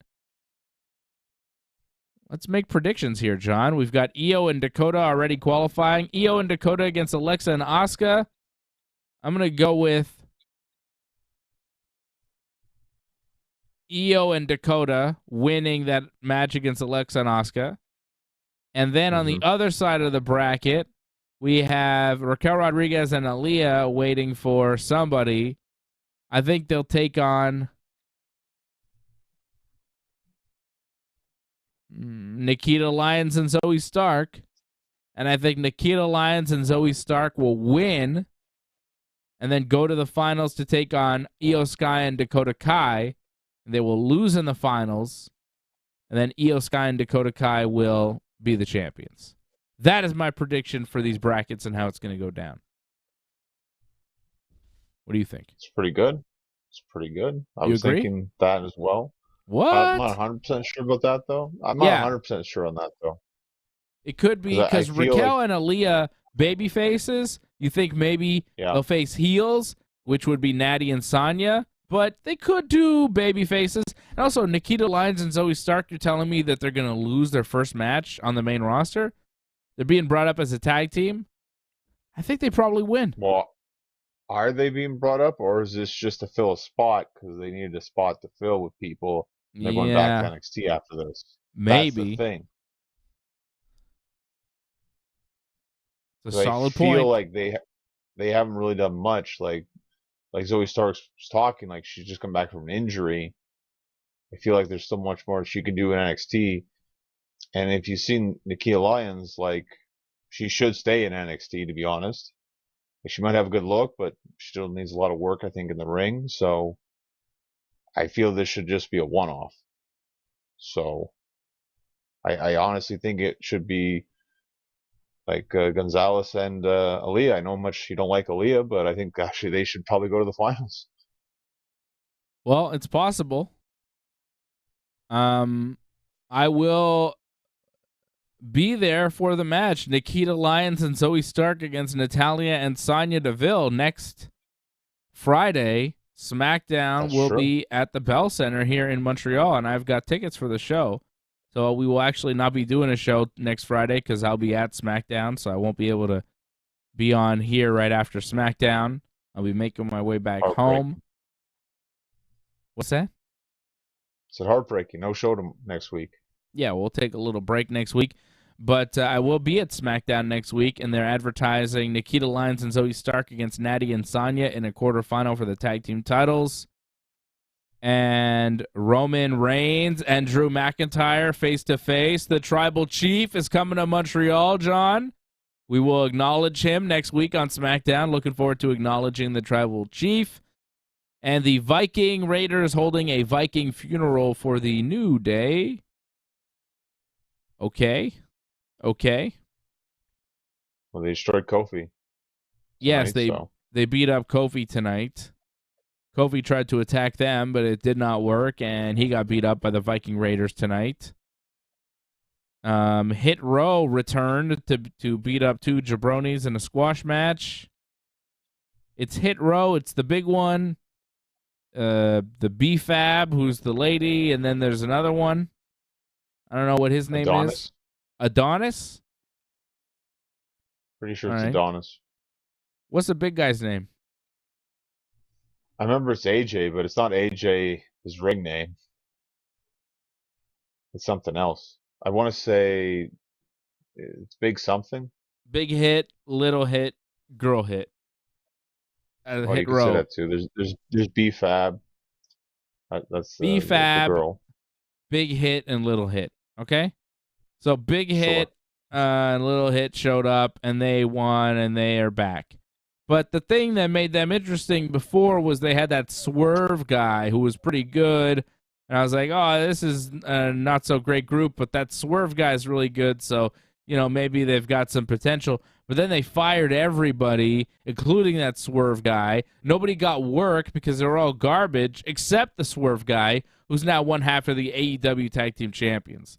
So they brought back Hit Row, but didn't bring back the thing that made them interesting, which was not the hip-hop rapping, which they are subpar at. It was Swerve, who's like the main guy that makes the whole group kind of cool. But he's in AEW. So, you know, I don't know. Hit Row? Not Well, I interested. saw some people saying that they should put R-Truth in the group, and I think that would help a lot. But they said something about being the original three, so maybe it's just going to be a trio group. Yeah, I don't care about seeing them back on SmackDown tonight at all. There was some Drew McIntyre stuff. Drew McIntyre cut a promo about Karrion Kross, and then Scarlett showed up, and then the Usos attacked Drew McIntyre, and then later on, Drew McIntyre attacked the Usos backstage, and Sami Zayn was with the Usos but ran away. The Usos told Sami later on that they didn't like that he ran away. And then Drew McIntyre and Madcap Moss teamed up to wrestle the Usos, and they won. And then Sami Zayn was ringside, couldn't help the Usos win. But when one of the Usos was going to take a Claymore kick from Drew McIntyre after the match, Sami Zayn pushed the Uso out of the way so that he could take the Claymore for, I think it was Jey Uso. So Sami did take a bullet for an Uso tonight as that whole thing continues. Is it going to be just Drew versus Roman at Clash at the Thing, or is it going to be Drew, Roman, and Karrion Kross? Because Karrion Kross is involved now. Seems to be threatening everybody. Is he in the match? No, I think it's going to be Drew versus Roman, but I think he might get involved in the match. And I think it's probably going to lead to Drew versus Karrion Kross, probably the next pay-per-view Extreme Rules afterwards. Drew versus Karrion Kross. Non-title, because Roman will still be champion. That's right. All right. How about Ronda Rousey? Is she going to be in the Liv Morgan Shayna Baszler match? It seems like she is. Ronda showed up with a duffel bag, you know? And she got in the ring. She came in through the crowd. She says she knows she's not supposed to be there because she got suspended. And she was fined a lot of money. So then she dumps the money that was in the duffel bag out in the ring. And she says that being the baddest can get expensive, but she can afford it. And then security came out, and Ronda tossed one of the security guards down and goes to leave. Doesn't do an armbar, kind of threatens it. Shayna comes out and tells Ronda, you can't do that here. You got to play by the rules. Ronda gets mad and walks away from her. And then Shayna goes to the ring, does a little promo with Liv, signs a contract for their match. Liv Morgan comes out and says, she beat the real deal twice, and Shayna's like a fake Ronda. She's going to beat Shayna. Liv Morgan real cocky with her arm in a sling. Shayna tried to attack Liv, but Liv somehow countered Shayna and hit Shayna with a bulldog through a table. Took Shayna out there, which was, Shayna really just put herself through a table more than anything. Didn't look like Liv had much to do with it.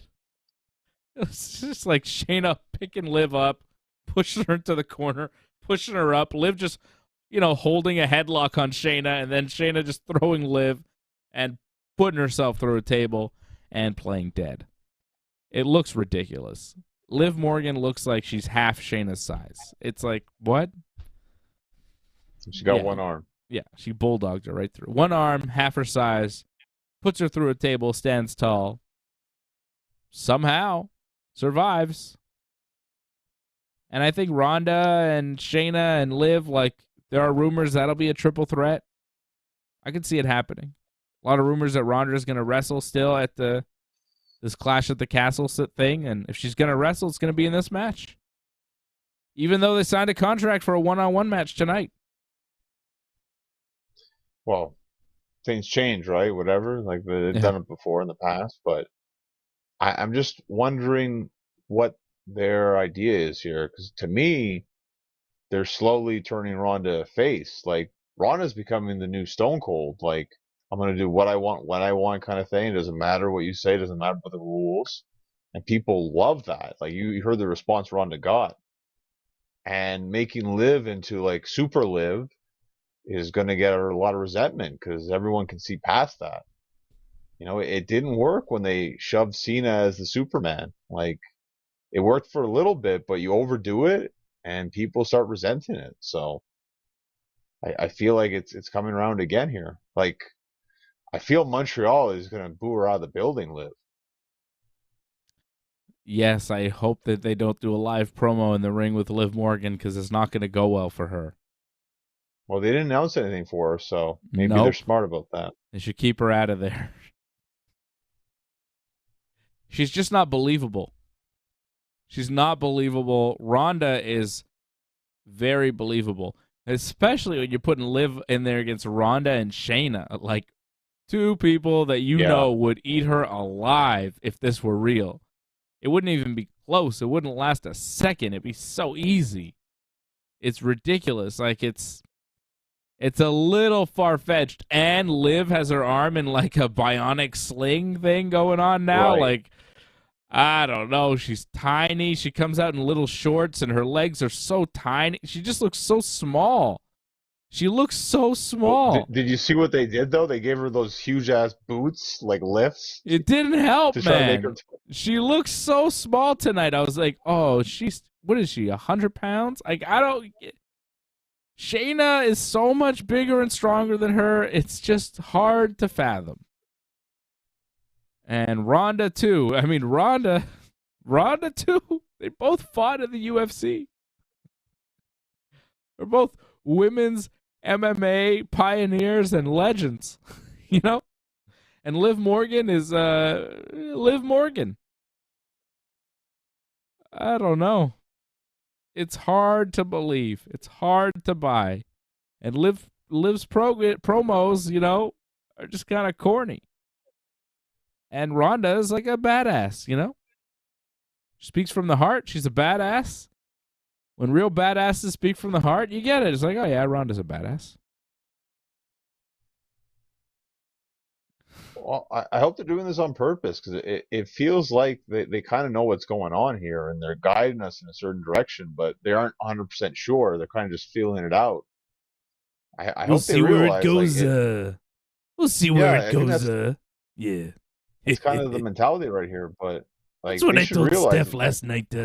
I said, Steph, I don't know about Liv. I don't think she can cut the mustard. I think Ronda's gonna be a big baby face. You watch. That's what I was telling Steph. I'm doing it, John. I know what I'm doing. Did you see I had 2 NXT guys in the main event of SmackDown? I'm making the Intercontinental Championship mean something, just like it did when I wrestled for it. Triple H bringing back the business, bringing back professional wrestling in the WWE. Gunther and Shinsuke Nakamura main eventing SmackDown for the Intercontinental Championship. Match was all right. Finish was a bit abrupt. Powerbomb kind of just finish. It was, good for a TV match. Nothing exceptional, but good for a TV match. And it made you think, oh, yeah, the Intercontinental title. The WWE did something this week. They focused on their mid-card championships in a meaningful way, in a way that they have not in possibly years, especially in the same week. Focusing on the Intercontinental Championship and the United States Championship in the same week and giving them real attention and real matches with real stakes that felt like big time. WWE has not done that in years, maybe ever. The Triple H influence. I mean, that's, clear. Like, it was great that they made the titles seem important again. It felt like they almost reintroduced the titles. The way it was executed, though, I have so many questions. Like, why did Ciampa do a babyface thing about dedicating it for Harley Race? Yeah. Come dressing out like Harley Race. Like, that was so out of place. It was weird. Like, I get it. Like, yes, like it means a lot to you and all this, but you're the heel. Like, it really doesn't fit whatsoever. You doing this, and you lose too. So, like, I don't get it. Like, it's fine you got to have that moment. I'm sure it meant a lot to him, but in terms of the story, like, it just didn't fit. Yeah, it didn't make a ton of sense. But when he came out in the Harley Race robe and when he dedicated his win to Harley, didn't you think, well, shit, he's going to win now? I thought something weird was going on, and like there'd be shenanigans. Nope. It's just he went out and did that. They had a good match. It was really good. Just straight up lost. It was a good match, and it felt like, big match feel, It felt big. Yeah, it did. And the Harley robe made you believe, like, oh, Ciampa's going to win here. I don't know. I think it works because I think Harley Race, like, they didn't really go into who Harley Race was. So if you know who Harley Race is, you're like, oh, okay, Ciampa. But I think if you're a wrestling fan, WWE, that's the problem. Well, that's it. But I think if you're a wrestling fan who knows enough about wrestling to know who Harley Race is, you're probably rooting for Ciampa anyways. Although Bobby Lashley is a pretty respectable wrestler as well. Great wrestler. I don't know. Yeah, no, you're right. I think it was odd. It was odd. I don't know. It was odd that he did that, but it did make me think that he was going to win. Because when you dedicate your match... There you go. Okay. When you dedicate your match to a legendary wrestler who is no longer with us, and you wear his robe to the ring, it makes me think you're going to win the U.S. title. And then he didn't. Bobby won, and I was surprised. Bobby makes him tap to the Hurt Lock. Miz was interfering, but AJ Styles ran him off. It was a really good match. It was really good. And it made the U.S. title feel important. It made Bobby Lashley look important.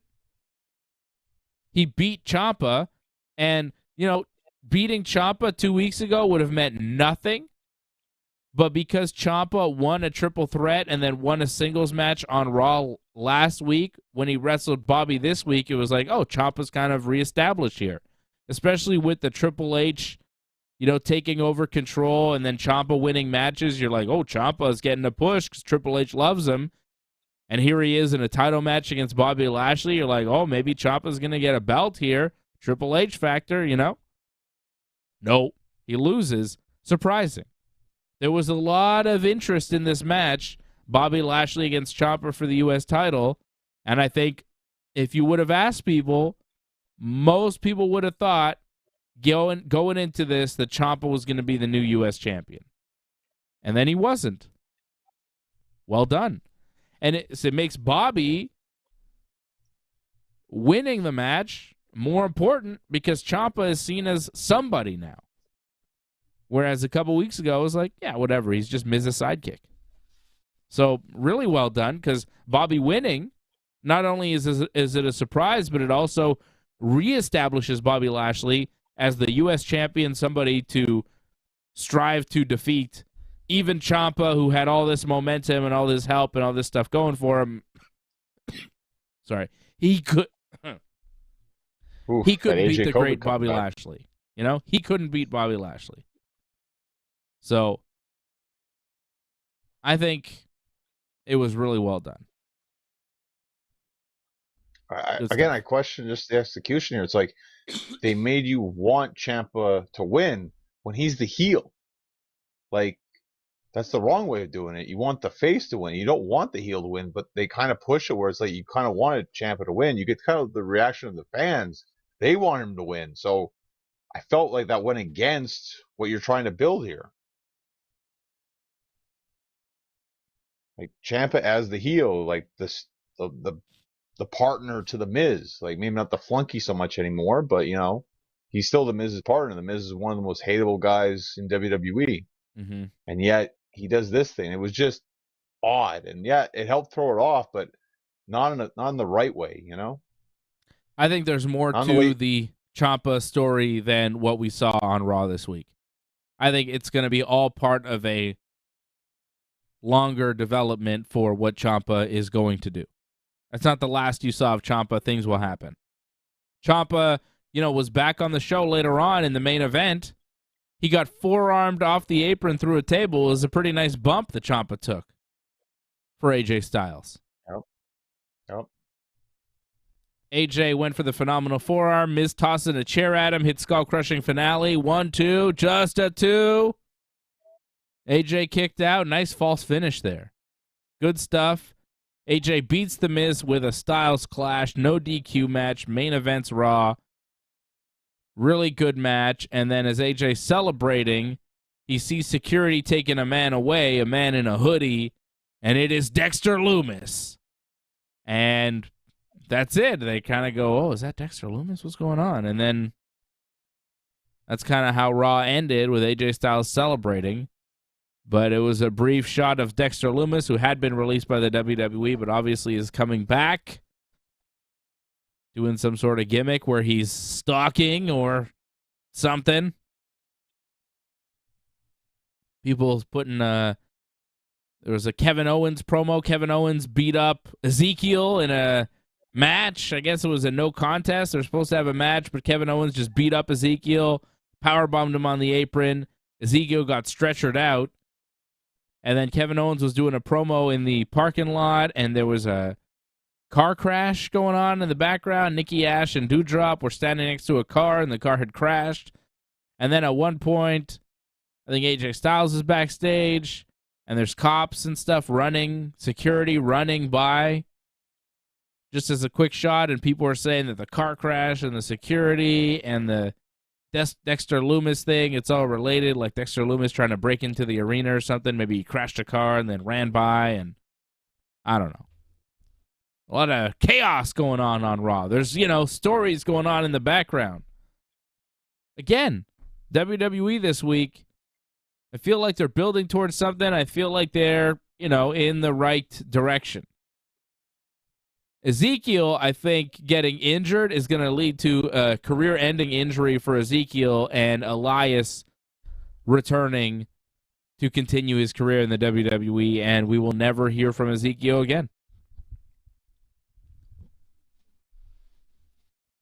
Well, it's funny, when Kevin first came out, I thought he was pissed because he tripped going up the stairs, so I thought he was just, being extra stiff, but then they made it into an angle, so... Yeah, that's fine. That's cool. I wondered when he tripped, and then Elias, he tripped, and I thought, oh, he tripped. He just tripped. But then Elias kind of pointed at him and laughed. Yeah. Right? And then Kevin, went after him, really hard, and then beat the shit out of him. Yeah. I wondered, watching that, did Kevin trip on purpose to make us think that the beating was real? Because did he say, yo, I'm going to trip on the stairs, you point and laugh, so when I come after you, people are going to think that I'm really pissed? No. Is he that good? No. Is he that layered where he's like, I'm going to trip on purpose, and then you point and laugh so that I can... Because that makes sense, because the beating was so violent and stuff. It would make sense, because then people on the internet would be like, yo, Kevin Owens wasn't supposed to do that, but Ezekiel pointed at him when he tripped, and that's why, is he that devious? I think he could be, but I don't know if he is. I'm not sure. It's a lot. I think it's because, if you notice in the entrance, he's walking really fast, and he doesn't usually do that, so I think that was it. He was just, he wanted to play off the whole, he's really into it, he's coming to the ring with a lot of fire, and just, the steps were wet. That happens, and then Ezekiel pointed at him, laughing at him, saying, he more like he said, you slipped, I saw that, whatever, and it helped play into it, because I'm sure Kevin was pissed about that, so it helped play into him being more enraged in the match, but I think that was just an accident. Is this a renewed push for Kevin Owens, you think? Triple H has always been a big fan of Kevin Owens. You think he does well now under this new creative direction? He's always had a good spot, Kevin, when you think about it. It's never been a bad spot for the most part. He wrestled Stone Cold at Mania this year. I mean, that's pretty cool. Exactly. Right? He's always there. Like, he always has a good spot. It's just, is he the main event guy? It's been a while since we've seen that. So you'd like to see him go up a bit more, but I find as long as they give him the time to let him do what he wants, I think he's fine. Like, if he's going to wrestle Elias, Ezekiel, Elroy, whatever next week, he can make the best of it. I mean, this wasn't a great storyline to begin with, but he made the most of it. I don't know what I would do with him for Clash at the Castle right now. I really don't know. Yeah, it's tough. It's tough. I mean, you find something for him, but it's tough because I'm sure they've already pretty much got most things set, and Kevin wasn't around, so they have to kind of rework him in. It's tough. I definitely want to see him against Edge at one point, but we're not there yet. I think we're going to wind up seeing Edge versus Finn at Clash at the Castle? Yeah, I think so, because he's wrestling Damian Priest in Toronto, not this Monday, but the following Monday. Yes. Damian Priest made that challenge, and I guess it's accepted. Edge is going to wrestle in Toronto in his hometown on Raw. Not this Monday, but the following Monday in a couple weeks' time. Finn beat Rey Mysterio this week after Rey got distracted by Rhea Ripley carrying out an unconscious Dominic Mysterio. I guess Rhea had beaten up Dominic and brought his lifeless body out to distract Rey, and it worked. Yeah. Last week, Edge accidentally gave a spear to Dominic Mysterio. This week, Edge was apologizing. Rey was kind of backing up Edge, and Dominic was mad, pushed Edge, and got mad at his dad for siding with Edge. Was the beating real, or is Dominic now turning on his father and Edge?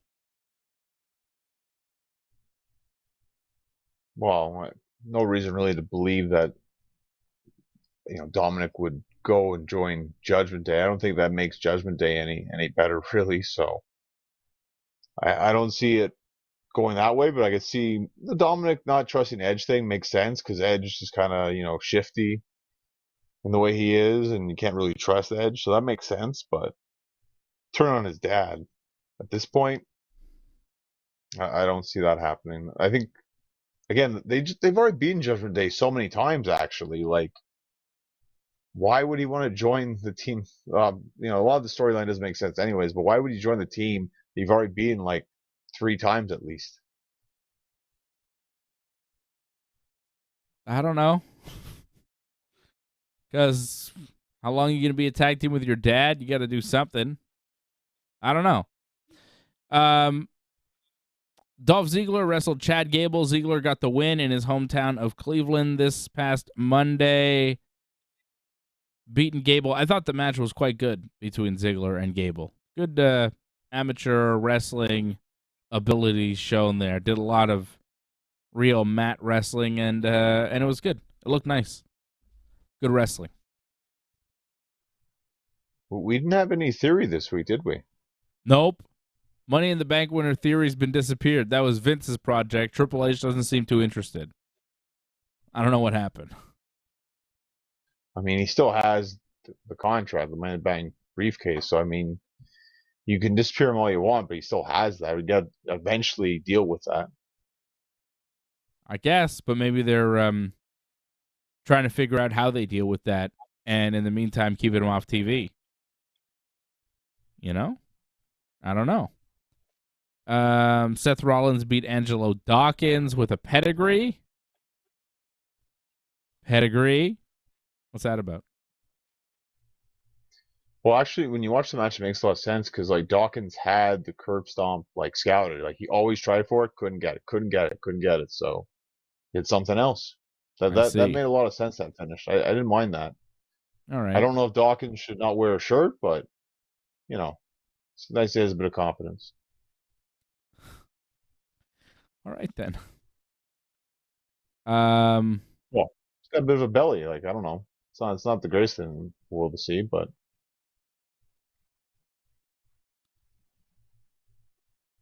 Yeah, I don't know. I don't know what to do with those guys, the Street Profits. Because as a tag team, I'm kind of like, yeah, all right. And then as singles guys, I feel exactly the same. Maybe that's just how I'm going to feel about them no matter what they do. I really don't know, but right now I'm just kind of...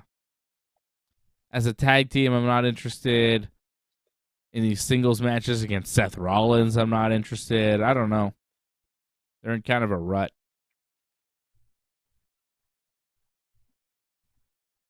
I mean, it's not the greatest thing in the world, but I mean, they don't have anything else, right? Who else is like Seth Franklin going to wrestle until he has that match with Riddle at the Clash at the Castle? Right. There's really nobody else. So Riddle and Seth at Clash at the Castle. We already have Liv against Shayna, with possibly Ronda getting added to that. Roman against Drew. And Bianca, Alexa, and Asuka against Bayley, Dakota, and Io. So then you add in Edge against Finn. You add in...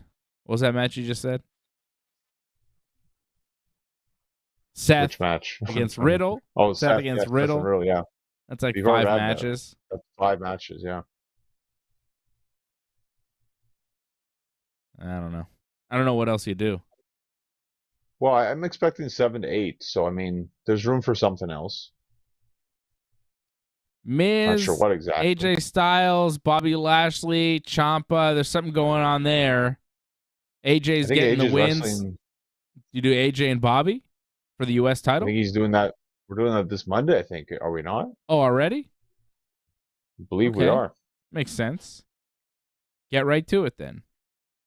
And then next Friday, of course, SmackDown in Montreal. I will be at SmackDown live next Friday. Looking forward to it. Fun. Sasha Banks, photo ops going bad. People paying money for Sasha Banks pictures. And she's standing several feet away from everybody. It's kind of odd. But then you see how some other people stand real close to the wrestlers and they hug them and they get real close, and then you kind of understand why Sasha's not doing it. Maybe Sasha was sick and didn't want anybody near her, you know? It's like, oh, I'm sick. I don't want to get anybody sick. You know, that's possible. Some people actually got close. I saw one person got close. Right. One person. You said some people. You mean one person? Well, I think this one person was with somebody else. Okay. If I'm not mistaken, no? I don't know. So that's 2. Okay. I only saw one. There was one lady with Sasha, and she was close to her, and that was it that I saw. And then I saw a bunch of pictures with Sasha and several fans just like really spread apart. Far. $130 for that. $130 to get a picture 6 feet away from Sasha Banks? That's a weird thing to do. That is odd. And Naomi was at this Comic-Con thing, and she was taking pictures right next to fans, hugging them and stuff. You know? It was weird. It was weird. But maybe Sasha had her reasons. I don't know. But, you know, people are paying money to get a picture with you, not a picture in the same room as you. Like, there's Sasha Banks over there, and there I am over there in the corner. You see? I paid $130 to get a picture with Sasha Banks. But you're nowhere near Sasha Banks. Yeah, well, she didn't want to get too close to me. She was disgusted by me. She'll take my money, but she doesn't want to come anywhere near me. You know, it's kind of... I don't know. It's a little weird. People were put off by it. I get where Sasha's coming from, because some people, you know, hug these women, and these women don't want to be hugged by some of these men that are hugging them. But maybe you can say, hey, okay, stand next to me, but don't touch me. Like, how about that? Right.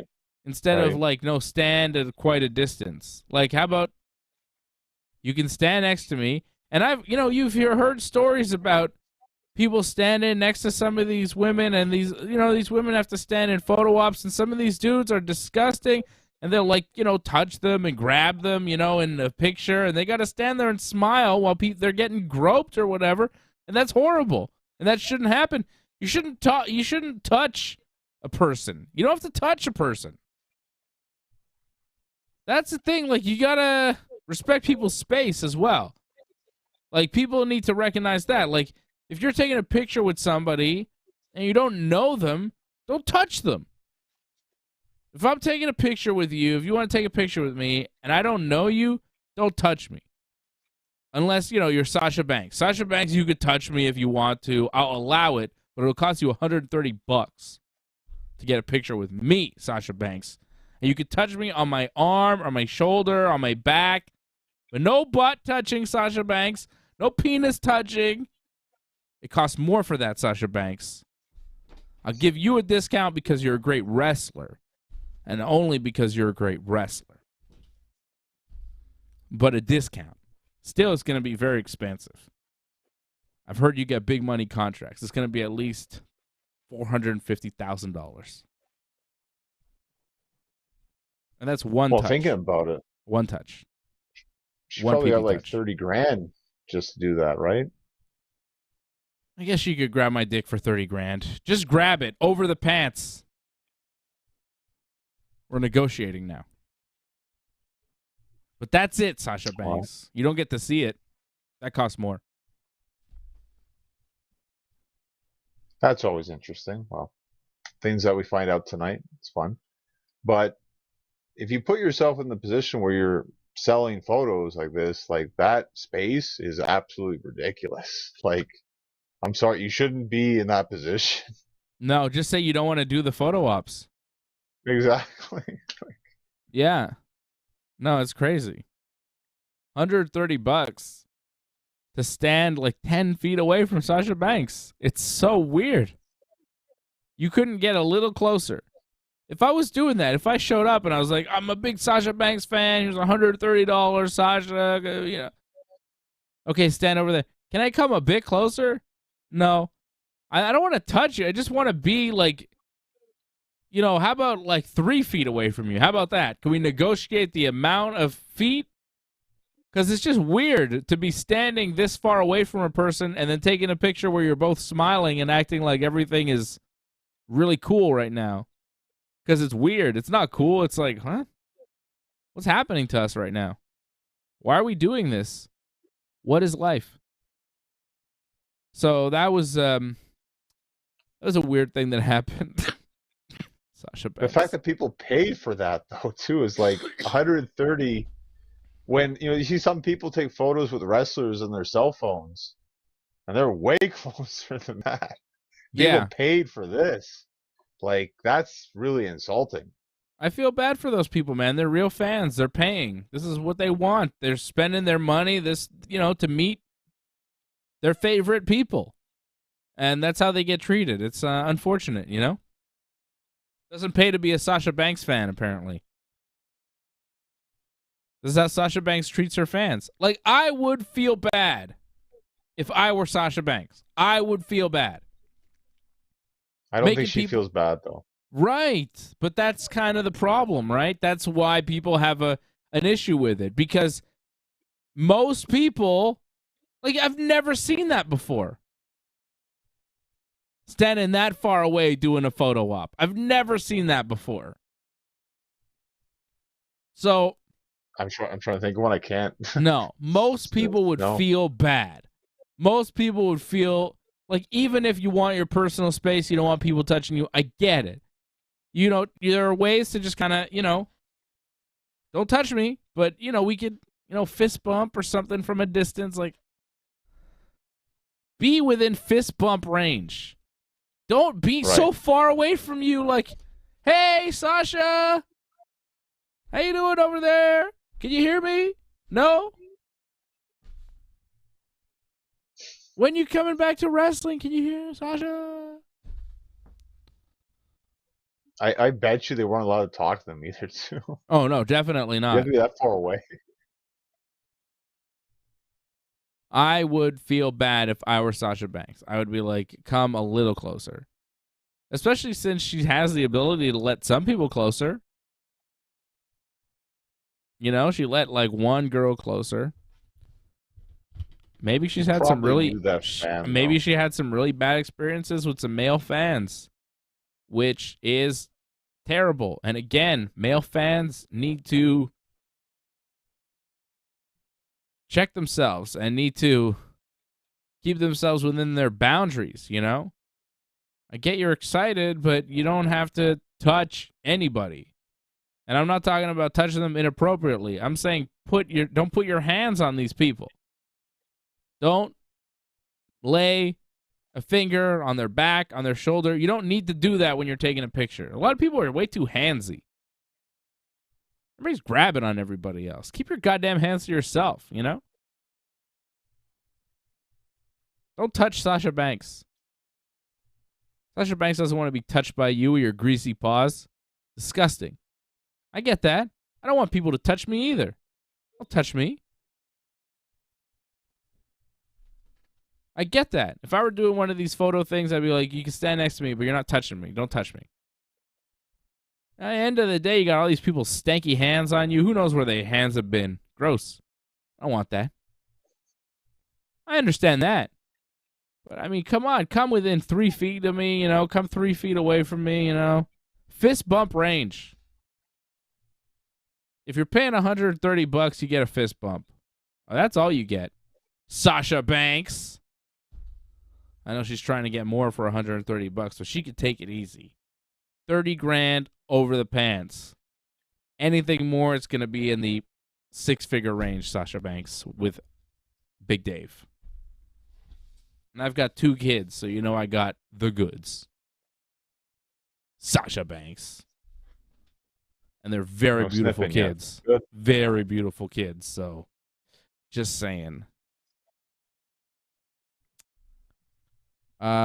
Just like Vince McMahon, I am the genetic jackhammer. The grapefruits. Oh, I guess we can't talk about Sex Vince anymore because it's inappropriate, right? I can't do the Sex Vince impression because it's like, you know, almost criminal. $5 million more that they found that Vince had paid off to people, eh? They found $5 million more. I thought the $5 million was just to Trump, wasn't it? I don't know if it was to Trump or it was just like money that Vince took that he wasn't supposed to take. Was it Vince taking money that he gave to Trump's people, or was it Vince taking money that he gave to ladies? I thought it was to Trump, but I could be mistaken. I'm not sure. I'm not really keeping up to date with it. I don't know.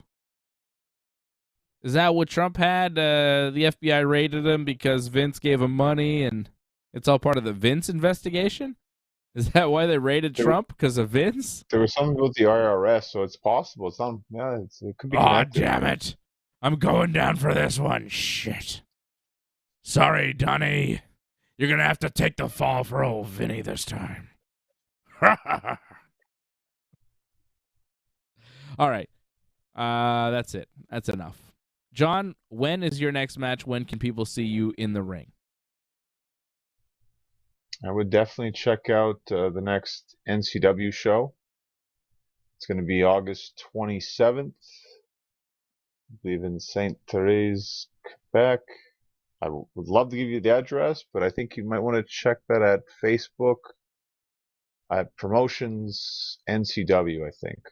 I can't remember the address, but it will be August 27th. So in about 2 weeks' time. There you go. So more info as we approach the date. Thank you to Doug Hepburn. You're the Super Chat leader of the night. Thank you to Tony Mack. Thank you to Doug Hepburn. Tony, I don't have an answer for what to do with your son Thomas, who's searching Raquel WWE nudes on his phone. I don't know what to do. On his phone? Yeah, I don't know. Maybe you could put a block or some sort of parental controls. I'm not really sure how these things work. My son is 5, so thankfully he's not searching for those things yet. When he does, that's impressive. Good. I'll never let him get a phone, so that'll be that. Ah, smart. Yeah. That was a long time, too. He's going to have to look through Playboy magazines or something old school style. He's going to struggle. I'm going to make him do it like the 90s. I'll give him a VCR, and I'll say, figure out how to use this, son. Figure it out. That's it. He's going to get 90s technology at a certain point. I'm going to cut him off from all modern technology, and I'll be like, you'll do how I did, 90s technology. And then he'll suffer. All right? Except there's no Blockbuster now, so he's really screwed. Got no options. Well, there's always the internet, so there's always options. No, he's not allowed. It's going to be real slow internet. I'm going to get dial-up internet for him. It's going to take forever. Phone line's going to be busy when he does it. It's going to be annoying. All right? That's the plan. It's going to be so slow. He won't be able to load a picture. It'll take 30 minutes. Like the old days. Just for him. The rest of the house will be Wi-Fi, high speed, and everything because we need it for the show and everything else, right? But for him, of course, he's going to have dial-up internet. It's going to be trash. Get him his own thing. Nokia phone and everything. Are there Raquel WWE nudes on the internet? Those got to be fake. I don't think those are real. If they are real, you know, Braun Strowman might be mad. I think they're dating. Raquel and Braun Strowman. He probably knows about them if they are real. Probably not mad. Gonna get these hands. The thing is, like, what Thomas did she do before WWE, to a whole nother level. What? What did Raquel do before WWE? I don't know. She was the stepdaughter of Giant Gonzalez, so she was probably just being giant and wearing, like, muscle suits like her stepfather. Well, you know, you take photos. Like, you saw what happened with Charlotte. You know, the wrong photo leaks, and it's out there. Oh, yeah, something happened. But didn't she get hacked, Charlotte? Wasn't some sort of hacking? Right. I mean, maybe that happened to Raquel as well, you know? Oh, my God. People shouldn't hack. I'm anti-hacking, and I'll tell you why. Watch out, Dave. It's not nice, I think. Isn't it mean to hack? Isn't it like, does anybody hack for good? I guess there's, like, guys out there that do hacking for, like, you know, against, like, bad people or companies. They hack them to, you know, it's like altruistic hacking. But I feel like most of the hacking is, like, kind of mean guys doing mean things to people, isn't it? Are there good guy hackers? I guess there's some good guy hackers. But I feel like hacking is overall, like, it's got a bad rap, that's for sure. If you say I'm a hacker, people are like, oh, that's a bad guy. Shouldn't you be arrested? You know what I mean? I don't know. Am I just an old school guy? I don't know that hackers are just like normal guys like you and me, and they're not being arrested. Yeah, hacking can be for good, you know? Like, it doesn't have to always be for evil. I thought it was mostly for evil, though. No, I don't think so. Well, again, it depends what you define as good and evil, you know? That gray line. Maybe Triple H is going to bring back that Sami Callihan, and we could figure out that whole hacking gimmick once and for all. Wasn't he a hacker? Wasn't that his gimmick? What was his WWE name? Sami Callihan. Is it something Crow or something? Solomon Crow. Was that him? There you go. Yeah. He's still in Impact, right, Sami Callihan? Still around. I think so. There you go. Cool. All right. Check out our things. We do all the things. It's awesome. You like it. Ringside Report. There's a watch-along coming up. Ringside Report MMA is every Thursday night at 8 p.m. Wrestling Uncensored is every Friday night at 10 p.m.